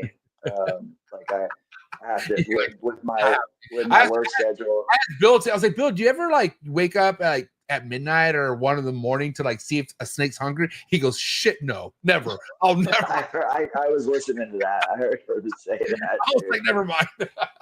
I have to wake up at 5 most days, so it's not practical for me to do anything else. But I do this for a living, so it's different. I get it. Yeah, and which is an extremely important, just as a side note, an extremely important thing to take under consideration, especially when you're trying to maintain a large group of animals, is that while we like to sit here and say that it's like all about the animals and we're doing all this for the animals or whatever, it has to work for you, man. If it doesn't work for you, then it is not going to work for your animals. So whatever that means, scheduling. I try to tell people that when they ask me how often I feed shit, I'm like, when I have time to get in there, and like when I'm feeding baby chondros, it might be 3 days in between their meals. It might be 8 days in between their meals. It needs to be at least 3 days, and I try not to ever let them go more than 9 or 10. And most of the time, it's 4 or 5. You know, but it's like It ranges. they ain't get the skinks aren't on the schedule. Yeah, And we get it. We get it. Although I heard y'all bring this up on a recent episode, but I believe it was Matt Somerville that told me that he has seen the same baby snakes, the exact same animal, eat a skink that you would think would kill it if it swallowed it, and be hunting again 3 days later. Yeah, for sure. So those lizards, you've mentioned this. This is an excellent observation on your part, MJ. I could have told you if you had asked me, but I like it when you learn stuff on your own. But that the geckos don't last as long in their system as they don't put as much weight on them as the same sized pinky.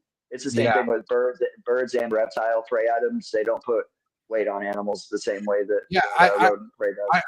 I knew if I would have hit them with 2, like back to back, or fed them more frequent, like with every 3 days, it would have been different. But I was waiting once a week, and it just and mind you, I kept putting the gecko down right away. Like I wouldn't like let it be alive for a few months. Which now I got some fucking beefers now, dude. You should watch them. But dude, I haven't gotten to the point where I have to feed any yet, and I'm so happy. I'm like. But then I'm like, what am I going to do with all these live geckos? freeze them off and save them later. I might take them to the Reptile Super Show and be like, do you want a fucking signature feeder gecko from MJ? Got to put that brand on that shit. No, but okay, like, I don't know. So I wanted to ask you also, like, feeding is a huge thing, for a large collection.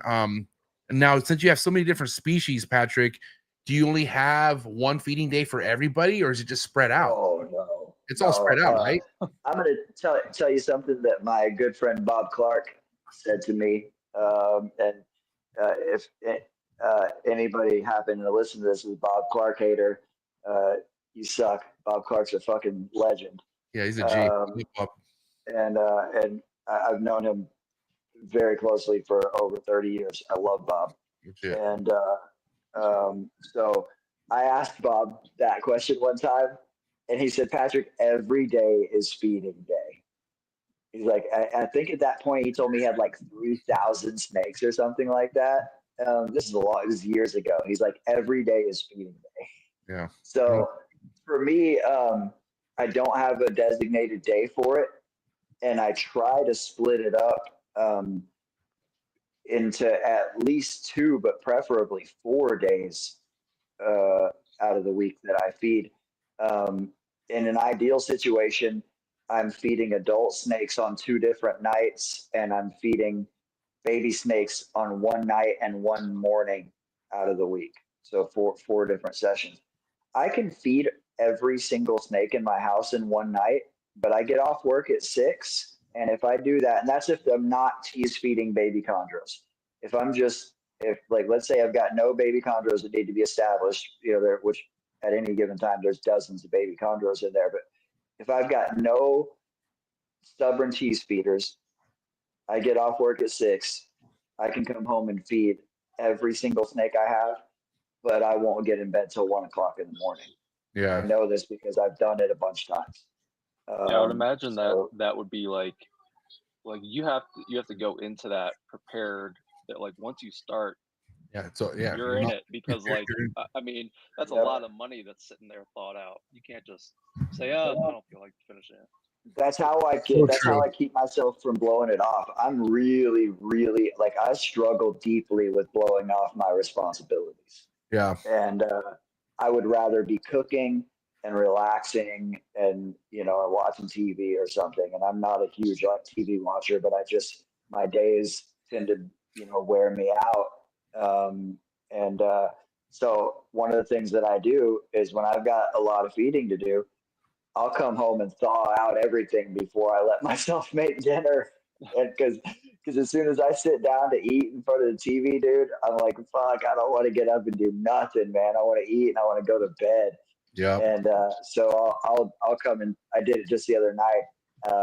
I wasn't up too late. It wasn't too bad, but before I ate dinner, I thawed out, 3 5-gallon buckets full of rodents and two or three 6-quart tubs full of small stuff, and it's just I can easily, I can feed 100 adult snakes in 20 minutes. I can blow through the baby room. There's, like I said, I counted earlier, there's 178 snakes in there.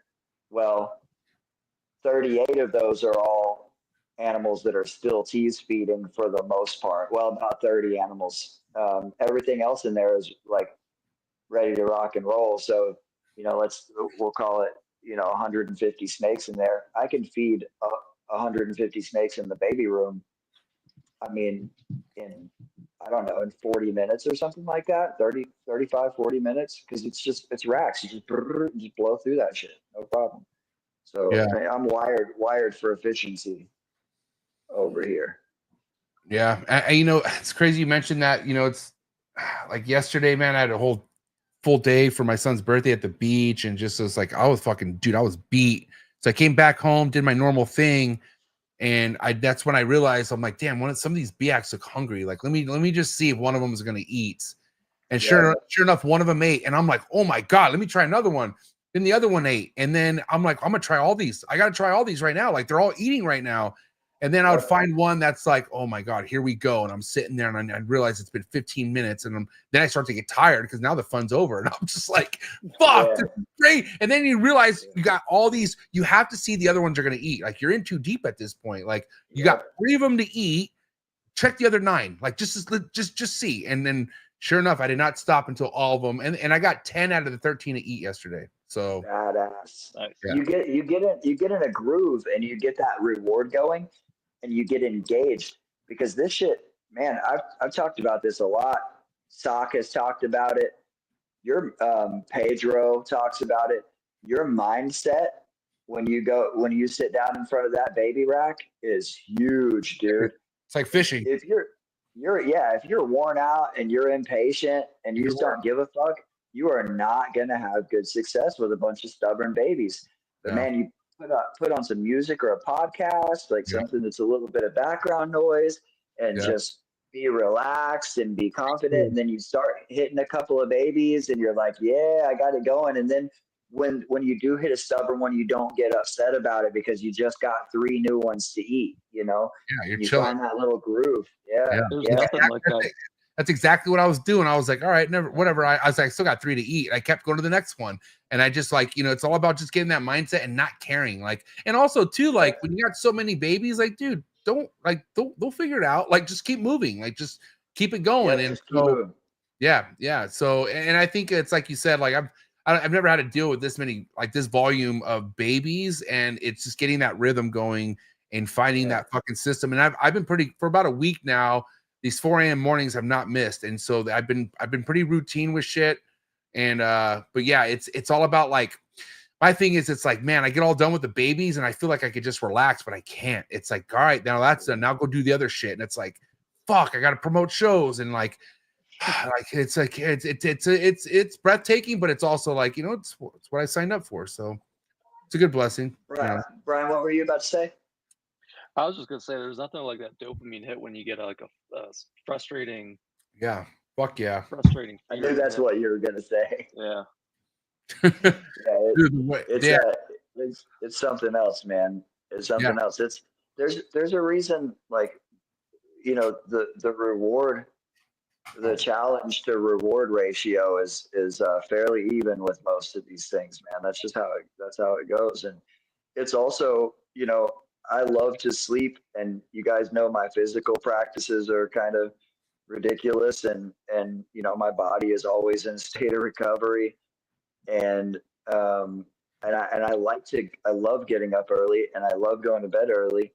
But when I'm having a late night feeding on a lot of nights, and I'm just like, I gotta get through this, and I'm just trying to stay the fuck off of my phone and just stay with it. But when it's feeding babies, and we're having one of those nights like we just talked about, where like you get that groove going, and you start, even if I get one non-feeder, that's good.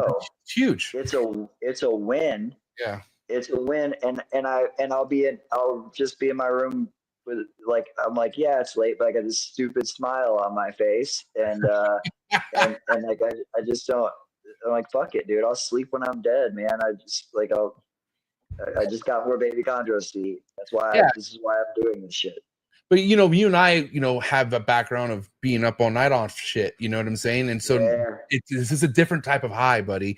And it doesn't really have a come down, which is great. Like you're tired, but you're still going. You know what I'm saying? And so, like, I remember, like, dude, man, because like I said, I've been waking up every 4 a.m. And so I think I don't know what night it was. I think it was last night. I didn't go to bed till like almost 11, and I woke up again the same time. But dude, I was kind of cross-eyed. Like I woke up kind of like where am I type of thing. And then it took a little bit to snap out of it, and then you look at the babies and go, I'm awake, here I am. And so you just you know, like I said, you find ways to push yourself forward because you feel like you're in such a great position where you'll figure it out. You'll sleep when you're dead. You'll get rest. You'll somehow get rest. But for right now is not the time. You rest at the end, not in the middle. You know what I mean? Yeah. Well, and you know, you still have more hatching out, and I like to think that I gave you all my good chondro juju this year, and I don't know who did it. All I know is I'm thankful for it. And but yeah, Patrick, I don't know, you've been through all, but mind you too, like how much shit did I eat to get to this point too? I feel because I had unnecessary bad luck after another. Don't let your guard down. Don't let your guard down. The chondro gods will come back. Yeah, I was just about to say the same thing.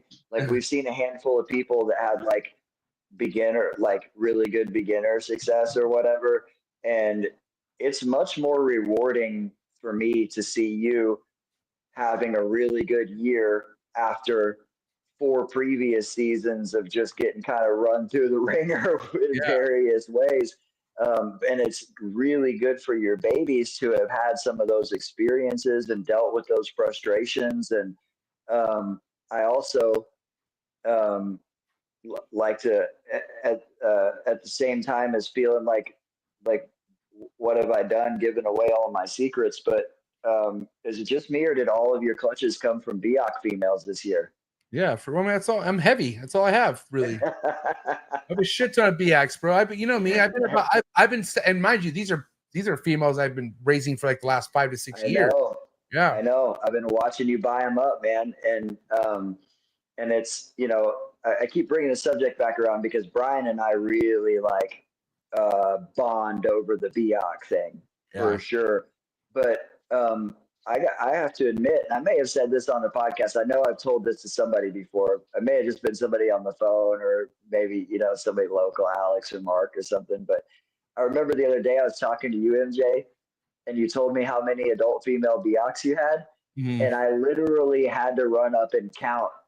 And I'm like, I can't let this motherfucker get ahead of me. And I counted, and I was like, oh.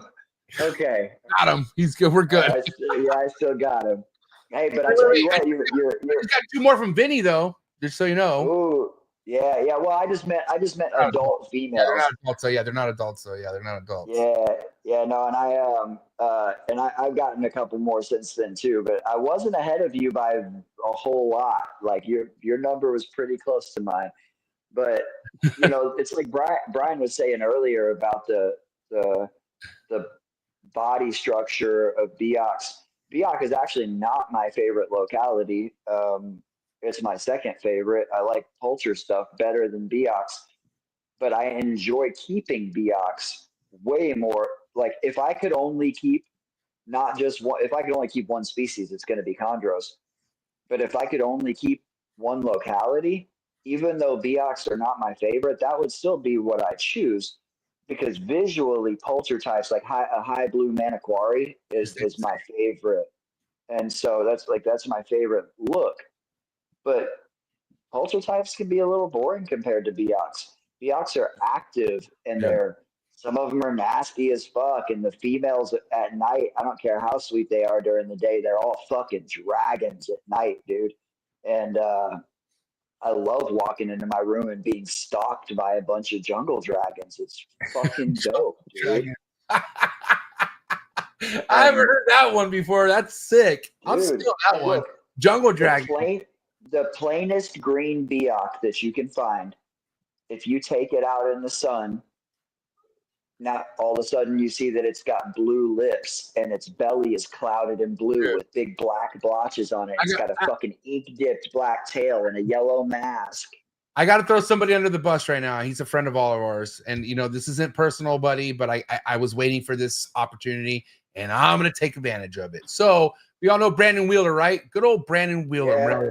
God, what a guy. Do you know Brandon Wheeler? You saw him at Trap Fest, right, Brian? Did you? Yeah, I think so, yeah. Fucking love the guy, but listen to this story. Love Brandon. So in the midst of me hatching all these chondros out, Brandon don't play, man. Brandon wants something, he fucking gets it. And so he's like, "What's up, MJ? Congratulations. I'm ready. I want to get into the chondro game." Bob, and I'm like, "Oh, here we go. Brandon wants to get into the chondros." He's like, "I just don't want BX. I don't like BX." I'm like, "What the fuck did you just say to me right now?" Like, he knows how I am. And he's like, I want in, but I don't want any of the BX stuff. I'm like, "Why don't you want a BX stuff?" Then he sent me a picture of one of John Irby's snakes that was paired to Frostbite. And like, it was just it was a green BX, maybe a little bit of splotch yellow on it, but it was that one. Okay, yeah. So it was just like, it wasn't like a crazy BX, but it was a standard looking BX, right? He's like, "I just don't want it to look like that. I don't want no yellow blotches." And I'm like, "Dude, what?" I was like, "Have you seen like the high yellow stuff?" And respectfully, he really didn't. And as I was showing him stuff, he was like, "Oh, okay." And I'm like, I was like, "Yeah, I bet you a little change of pace in your energy now, huh, buddy?" And so I'll send you the dad to that snake. Please do. You're gonna send an Instagram? Oh man. Yeah, Tarzan. Tarzan? Oh my god. But anyways, I thought that was funny because, you know, mind you, Brandon that was just his perception. He's not tapped in heavily like we are into the chondro game, but he pays attention a little bit. And from his understanding, the BX just all look like a fucking ugly green looking snake with a yellow blotch on its face. And I'm like, that's not the case. You cannot appreciate a BX. I don't care what kind of pictures. I mean, my pictures are cool, but even my pictures, you can't appreciate a BX until you see it in person in natural light. And you know, Brandon's been in my collection. I don't know how many times he's seen my stuff, and you know the BX I have, and I'm like, "Brandon, what BX are you looking at, dude? Like, I'm confused here, man." Like, and mind you, we know the diversity, right? Like the curveballs BX could throw in a pairing is nuts. Like, all across the board, you could get some crazy shit. You could get some all red shit if you're, you know what I mean? Did you send that, Brian? Yeah. Oh, here it is. Yeah, they're by far. Holy shit! We gotta post up that Tarzan picture. Yeah, I'm pulling it up right now. Yeah. Wow, dude. Yeah, Tarzan was a fucking. Is he still around? This Tarzan? No. Oh, he didn't. Yeah, he was a special animal. So I do have a bunch of relatively normal green BX, but they're all from that one. I'm trying to line breed it to see if something pops out. Bring the yellow back around. This thing's that's a lot. This thing, dude. Damn. And he was what, 4 years old in that picture? No, probably like 6 or 7. Oh, that was one of the later pictures. Okay. Yeah. Oh, he was one of the most high yellow BX at that age that I've ever seen. Where'd he come from, Brian? Bushmaster. Okay.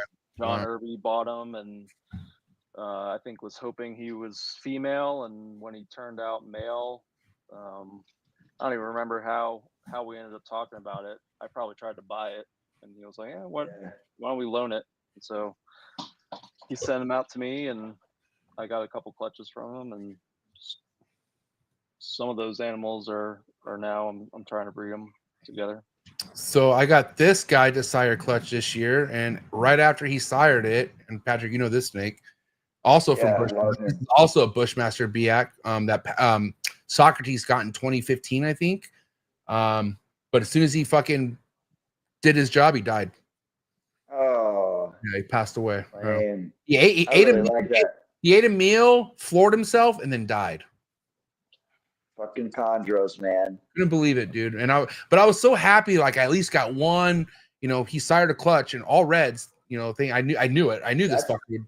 You know, that look is my jam right there. Me too. Okay, so he's got the blue sides, the yellow mask, the dirty head, the black diamonds. Like that's the red Neo jam right there. I have a male that looks pretty similar to that from Bushmaster. Yeah. Yeah, and he had a good age on him too, because I think when Sock got him, he was already like almost done with this OCC. So I mean, that snake had to be, I don't know, at least 8 years old, 9 years old, which isn't that old for a chondro if you really think about it. Look at Versace and shit. So Yeah. who knows? Brian, you're talking about that one that was like a really, really funky purpley Neo. Yeah. Yeah. Do you still have the mail that I sent you? No, you rolled. Lame. That was a cool fucking snake too. That crazy mask. Like what? Like 75% of his head was yellow. That thing was wild, dude. Yeah. All right, listen, we're gonna get to the wrap. Let's get to the wrap up topic of the episode, and this is just kind of an overall, like, any closing statements you guys might have about anyone out there who has ambitions to want to grow their collection, chondros, whatever the fuck the species is. What would you have to say, Brian? We'll go to you. Anyone out there who wants to expand and grow their collection, maybe don't even have any limits in mind, what would be your recommendation or maybe advice for them? Don't do it.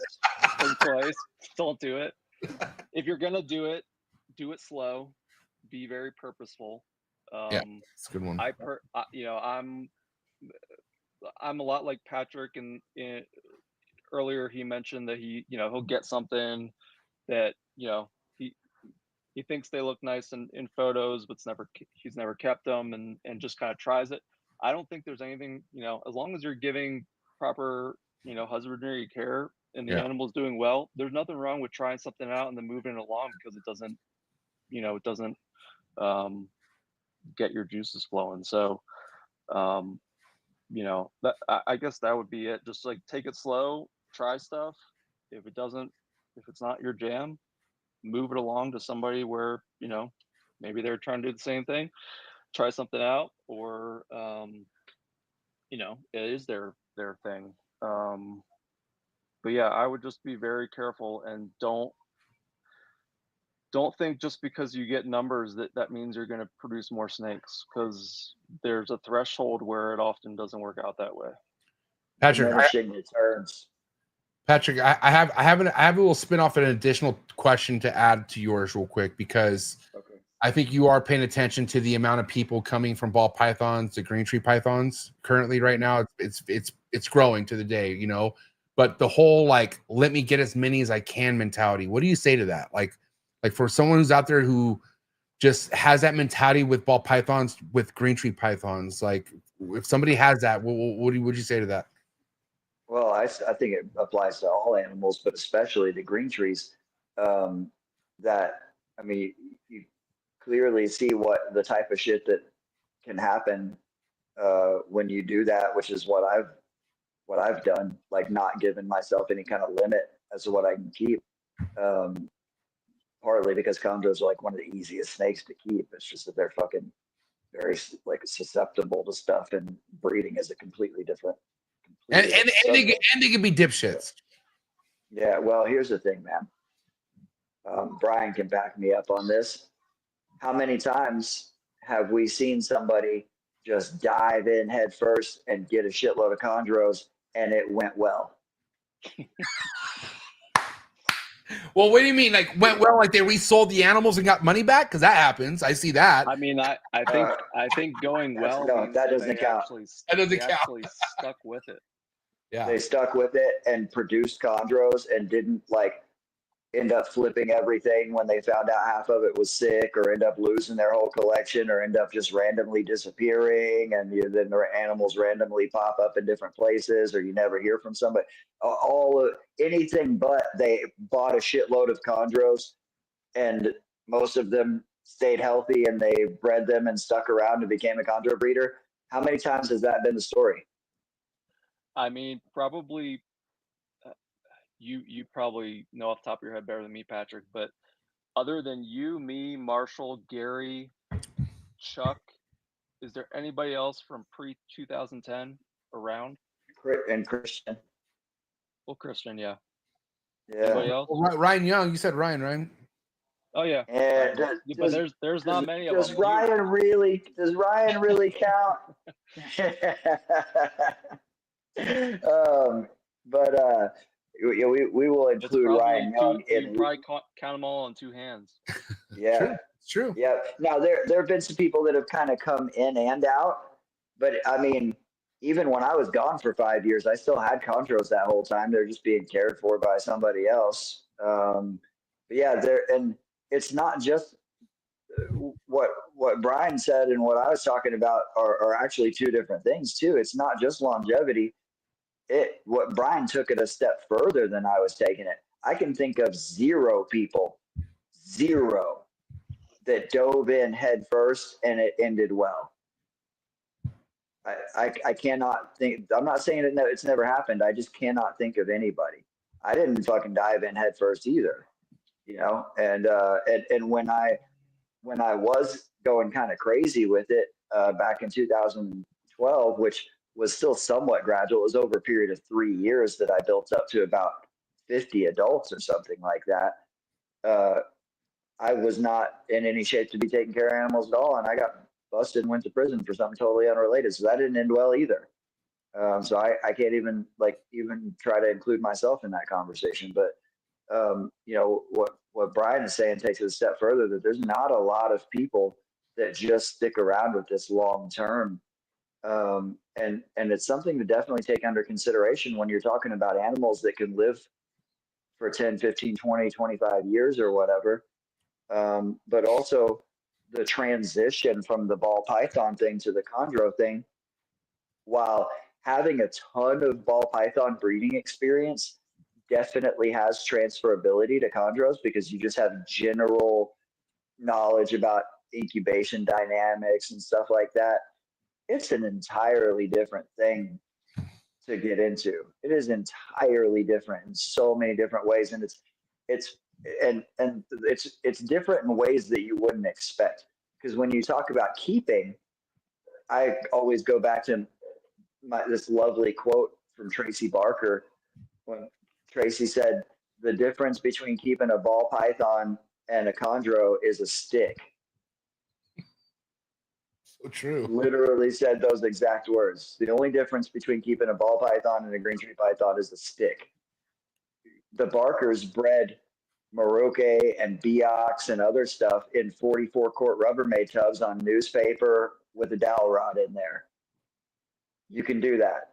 I've bred chondros in 66 quart sterilite tubs plenty of times. Well, people are doing that now. There's people breeding Arus in tubs right now. I mean, it's still. Yeah. And so the container doesn't matter so much as the parameters. It's all just a box. But all matters. It's all just a box. But let's touch on that subject real quick. If we're comparing ball pythons to green tree pythons, and this all ties into all the things we've been talking about with being able to observe your animals. One of the whole reasons that we keep chondros is because of how badass they look, right? Right. I hate having this stuff. It's been taking me years to finally make this happen, but I'm getting my first round of cages delivered in September, and hopefully my first round of Cambro racks too. I'm trying to have all of my chondros that are bigger than 15 quart size in XL Cambros and all from Focus and custom Focus cages. So Good choice. Enjoy it better. Yeah, absolutely. And but this isn't a promotion for the channel. Steve and Natalie are the fucking best that are doing it. No, they're sponsors. This is exactly what that is. Go ahead. You're good, buddy. Let it be all that. Yeah. You can say that as their sponsors. I'm saying it as a hobbyist and a fan and a friend, that they're just the best fucking doing it. So anyways, when guys are breeding ball pythons, look, I'm not judging when I say this. There's only one aspect of this that I judge, and I'll get to that. When guys are getting into breeding ball pythons at scale and they show off that room, and I appreciate it when it's nice and crisp and clean, like that does something for me. But and the whole room is opaque, dark gray tubs. Racks. There's nothing wrong with tubs. There's nothing wrong with racks, although I strongly disagree with animals not having any light. And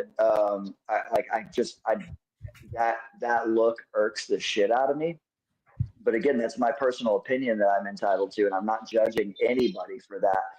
The only part that I judge is when we try to pretend that that's what's ideal for those snakes because they fucking whatever live in termite mounds or whatever in the wild. That's absolute fucking Wait, oh my nonsense. God, time out. I just connected dots. Are you telling me that you're upset that I have ball pythons in a rack system without lights and they're being damaged right now because of that? Is that what you're telling me? I don't know that it's damaging. I'm saying I don't like it. Oh. But you don't know. But you don't know if they don't like it or not. This is an assumption of yours. This is what I don't. But what I do know is that ball pythons don't spend their entire lives in the dark. And how do you know that? Well, because they don't just live in a tunnel their whole lives. They're not a 100% fossorial species. You didn't see Dave Kaufman's documentary? No, I didn't watch Dave Kaufman's documentary. There you go. I was tempted to. Go, Dave. Yeah. Dave actually is in Africa, dude, digging these fucking ball pythons 2 feet under the dirt, hiding away from everything. They don't want to be seen because they're gonna die. Where do you think they get fucking food and water? At night time.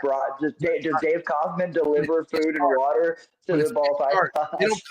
They don't come out during the day, dude. Is what I'm telling you. There are not. I didn't say they need light. I'm saying I disagree with keeping animals dark 24/7. And again, I'm not judging anybody who keeps them this way. I'm saying I don't like it. And here's the other thing: we have to admit. I've said this 1,000 times. We have to admit that we're keeping the snakes that way because it's the most efficient way to keep way too many snakes in a small space. It's not because it's what's best for the snake. If you were keeping your ball pythons in a manner that was the best way to keep them in captivity, you'd have them in a massive enclosure with super deep soil that they could burrow into and choose whether or not they want to come out and bask. When we see ball pythons put in massive bioactive enclosures with super deep substrate, they come out and climb and bask and shit during the day. Show me one in the wild, though. That's cute. Captive bred. Show me a freaking wild ball python. Hold on. Show me a wild ball python basking. Okay, like I love Africa. I'm a ball python. Give me light. Show me a picture, please. I'll wait. Do you think that, first of all, I can't do that because I've literally never once in my entire life gotten on the internet and tried to search for pictures of wild ball pythons basking because I have zero interest. Somebody did. I'd be curious to see how gravid females behave in the wild. It's so weird over there. Okay, here's the thing. I realize, like with this not underground. No, huh? Say that again. It's not hot underground. Yeah, but okay, here's the thing. Once the nighttime comes, that ground stays warm for a while, bro, because of the heat. So the ground is cooler during the daytime, but at nighttime, the ground is actually warmer than what it is outside. Does that make sense or no? Yes, but the temperature fluctuates dramatically outside and less under the ground. I know, but it's not warmer in the soil at night than it is in the soil during the day. But it's warm enough. It's consistent. You see what I'm saying? It's consistent. I mean, because I don't have my ball pythons on 90-degree heat 24/7. Even when they're gravid, I put them to 87.5, and they give me perfect eggs. I just realized they don't need insane heat. They just need that perfect. And what's crazy, Africa, which we know gets insanely hot, so they're under the fucking goddamn ground because they're trying to avoid. They're trying to avoid on where you're at in Africa, and you're probably right. But I don't think that it's 87 degrees 2 feet underground anywhere. I'm going like just an average. I didn't say 80. I'm just saying like they search. I feel like the lower the better is what they're searching for. I feel like if they could get away from 87, that's what they want to do. Preferably, I think. I even though it gets super hot in that area, doesn't mean they prefer that hotness. You know what I mean? No, I agree completely. Again, I'm just saying that we cannot pretend. I do the same thing. I have shitloads of snakes in tubs because it's the easiest and most efficient way for me to keep them that way. So my whole point, which I've said many, many times, is that we just shouldn't pretend that it's optimal for the animals. It's optimal for keeping large scale and keeping the animals healthy because it's easier and more efficient to clean them and stuff like that. It's not about what's optimal for like captive husbandry for that species. Putting them in a fucking in a tub that's just long, you know, it's really, that's the one that kills me, is the narrow tub guys. I will say those kind of piss me off. And I'm actually shout out to Will Philippic. Will was like, MJ, I do say you put your adult female ball pythons in bigger tubs than the typical ball python breeder. So there you go, dude. I'm right there with you, Patrick. I have lots of snakes in tubs. I also just bought a fucking Vision boa rack for my fucking bull snakes. I could lay in those tubs. They're fucking awesome. I have Christmas tree racks and shit. I have some massive tubs. And I have stuff that's in tubs that's too small and I don't like it. But I'm fully willing to admit that I'm doing that because I'm a hoarder and obsessed, and I've got way too many snakes, and I'm trying to keep them in a space that's too small for the space. It's like, good.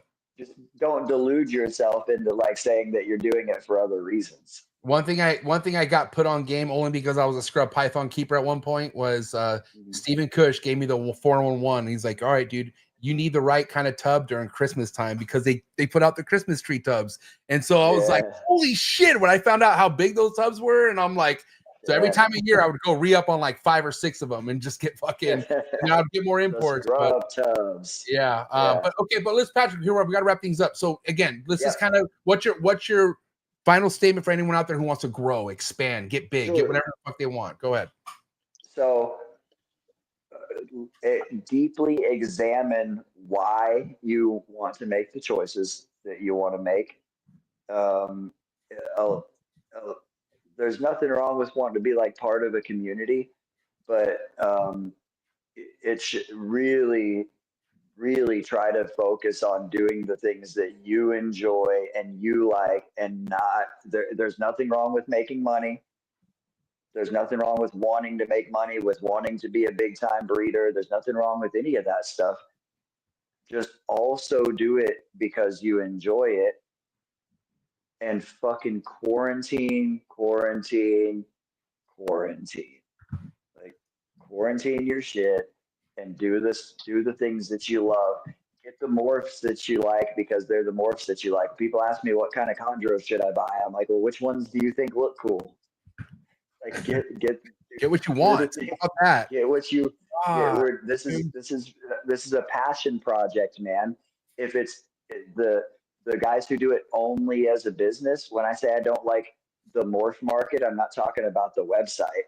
I'm talking about the whole culture of what Brian was saying earlier about them just being like, they just are just a product. They're live animals too. They are a product, and it can be a business, but they're also live animals, man. So they are, because you're passionate about animals, and I find that with most things in life, if you just go into it with love and integrity, kind of everything else just falls into place afterwards. And mind you too, just like, you know, anyone loves their dog or anything that is a pet to them. Like these things are here, or should be here. The double amount a dog should be here. Like these things are meant to live 20, 25, 30 years if kept right, you know? And so we should be like adamant about keeping that lifespan if we can. I feel like, and only, I'm just saying, if you have a lot of animals and they're dying after 5-6 years, and it's something that's common, maybe look into why that's happening. That shouldn't be the case. I don't feel like, I know things happen if you have a shit ton, but if you don't, and I don't know. I feel like husbandry, like finding how to keep this animal where you see things any normal healthy snake is doing, that should be the goal first before any expansion. You know, get it down first. I agree completely, and you know, I'm super guilty of like bringing stuff in and worrying about the infrastructure later.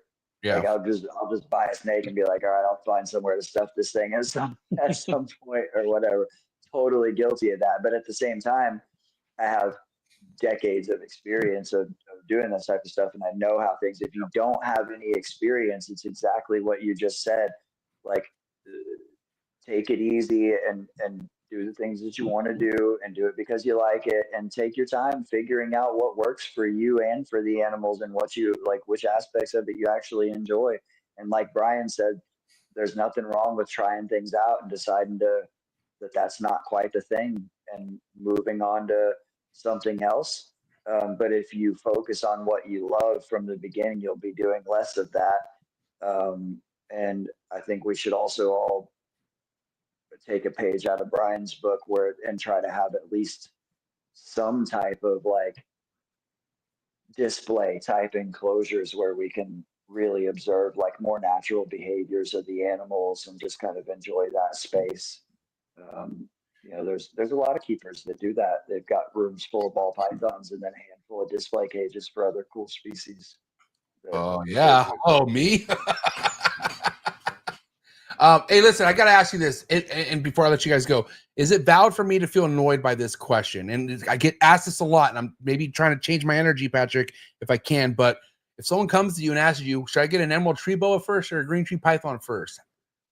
Like, is that go back to preference and figure out what you like more, or how do I answer that? I don't know. I don't know how to answer that. I really don't, Patrick. Well, there's the first part of that is, yeah, which one do you actually like more? And the second part of that is that quality green tree pythons are far more readily available than quality emerald tree boas. That's very solid. Well, I'm good. I could use it. I didn't know how to answer, but that's a real. I'm going to use that. I'm using that for sure. No, that is the answer. I mean, there's how many U.S. captive bred emerald tree boas are posted on MORPH Market right now? Brian's got one. Brian, did you sell that thing yet? Nope, it's gone. Sweet. Oh, it's gone? Sweet. My man. Well, was that from last year? Or what? When did you produce that? I didn't produce it. It was produced by a local guy here in Denver. Oh, tight. Awesome. Yeah, he ended up with Sausage Fest over there and had to let one of them boys go. Yep. Yeah. But yeah, no, I would agree with Patrick with what Patrick said. Is the husband, like, you're gonna run into difficulties potentially either way. Like I don't think there's a meaningful difference between the two. So I would drive them to whatever your preference is, wait it out and get that. I mean, there are a few people that are regularly breeding emeralds now, so yeah. And go on and give that shout out, MJ. Who are we shouting out on regularly breeding emeralds? Oh, Coach Rice. That's right. Yeah, Cruz dude. Oh, dude, that guy. I like as much as I word them all forever. I know. We need to go kick his door in over there and tell him to come up off of some of them fucking emeralds that he's got over there. He's sitting pretty, and he's having a hard time figuring out which ones his favorite ones are. He really is, because he loves them all. I don't blame him either, man. And so, but yeah, man. I was about to pull a dick move and say that's because they all look the same, but they don't, dude. He has some gems, man. But yeah, I think what we need to do is redo this with Coach Rice on here, and we can make it about emerald tree boas on the next one. I think that'd be dope. Yeah. Cool. Yeah, I've kept emeralds off and on forever, and you bred them, didn't you? Didn't you get a litter not too long, like a year ago? Yeah, I nailed it my first try, and then I won't say I nailed it. I didn't get great results, but I got live babies my first try, and then I have not been able to get that same pair to go. I only have a trio, but I also have basins, and I haven't been able to get my my big female basin to go. But I've got girls that'll be mature, some younger girls that'll be mature in another year or two. So they're coming up. Do you still have that monster northern? Oh yeah. Yep. Yeah, and I just can't figure out her timing, man. She's she like gives me signs in the fall and the spring, and I just hadn't. I've had that male locker up a couple of times. You tried different males? I only have one male. I just have a 1.2 with northerns. That little tiny guy. Yeah, the little tiny guy. It's so silly throwing him in there with her, dude. Those are he's small. like, oh, she'd probably suffocate him if he got under her. MJ, this animal when I got him, he was 9 or 10 years old, and he was like 200 and something grams. Wow. The guy I got him from, he had regurg issues when he was a baby. The guy actually thought he was a female, and he had just been feeding him a fuzzy mouse once a month for his whole life. And, you know, Nick Mutton style. And he gave me this animal. He gave him to me for free because he has a kinky tail, and he thought it was a female. And I just assumed it was a female for a long time. I actually missed a whole potential season where my adult female was developing clearly, and I didn't think I had a male. So I realized the animal was male a little bit too late and tried him the next season, and they went. But I got him up to about, I haven't weighed him in a long time, but I mean, he can handle a small rat, but I usually just feed him adult, like large mice or weanling rats. But next to my big female northern, it's ridiculous because he's like 400 grams or something, and she's like, I mean, she looks like a fucking basketball sitting on the perch. Like, she's an absolute, Brian's seen her, man. She's frighteningly big northern. Bitches get big. I've seen a couple that were in that same length range, but Brian, have you ever seen a head that big on another emerald? No, I haven't. She's a dragon, dude. You saw my adults, right, Brian? I have some big bitches. Did you see my? Oh yeah, no, she dwarfs them. Wow, She's a monster. Bro, that's crazy. I think I got her out in Sal's video. Yeah, I think I got her out for a minute in Sal's video. That was the one who bit him. That's the one who bit him, right? No, dude, it would have been a bad business. He went to the hospital on that one. No, he got a tiny little kiss from the basin female who has never been defensive, but the way he was holding her, she got a little off balance. It was right when I first yeah, she started to come off the perch, and they do not like to be off the perch. And I was like, here, well, you can just hold her. And just the way he grabbed her, she got a little off balance and just gave him a little nip, and he bled pretty good too from just, I mean, she just kind of kissed him. But no, that big northern female, she's calmed down a lot since I got her. But dude, it would have been like, it's all bad if that snake bites you. Brian, do me a favor, drop where people can follow you at, and whatnot. Front Range Arboreals on Instagram. I don't post too often, but if I have something available, usually I'll post it up there. And then go ahead, Patrick, drop all your social media plugs where people could reach out to you and follow you up. I will, but before I do that, I'm also going to say Brian has he's breeding scrub pythons. He's got Halmahera pythons. He's got Boland's pythons. He's got a bunch of different Europlatus geckos. That dude, like, seriously, go check out his Instagram. He's got a bunch of badass chondros. Yes. Gets my ego going to know that dope ass Aru male that he got from me. And I love that he's over there making babies. But seriously, go check out Brian's stuff. He has a super diverse collection. He's a super legit keeper.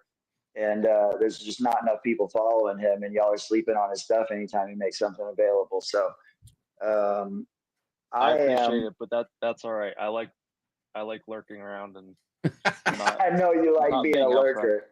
I know you like being a lurker.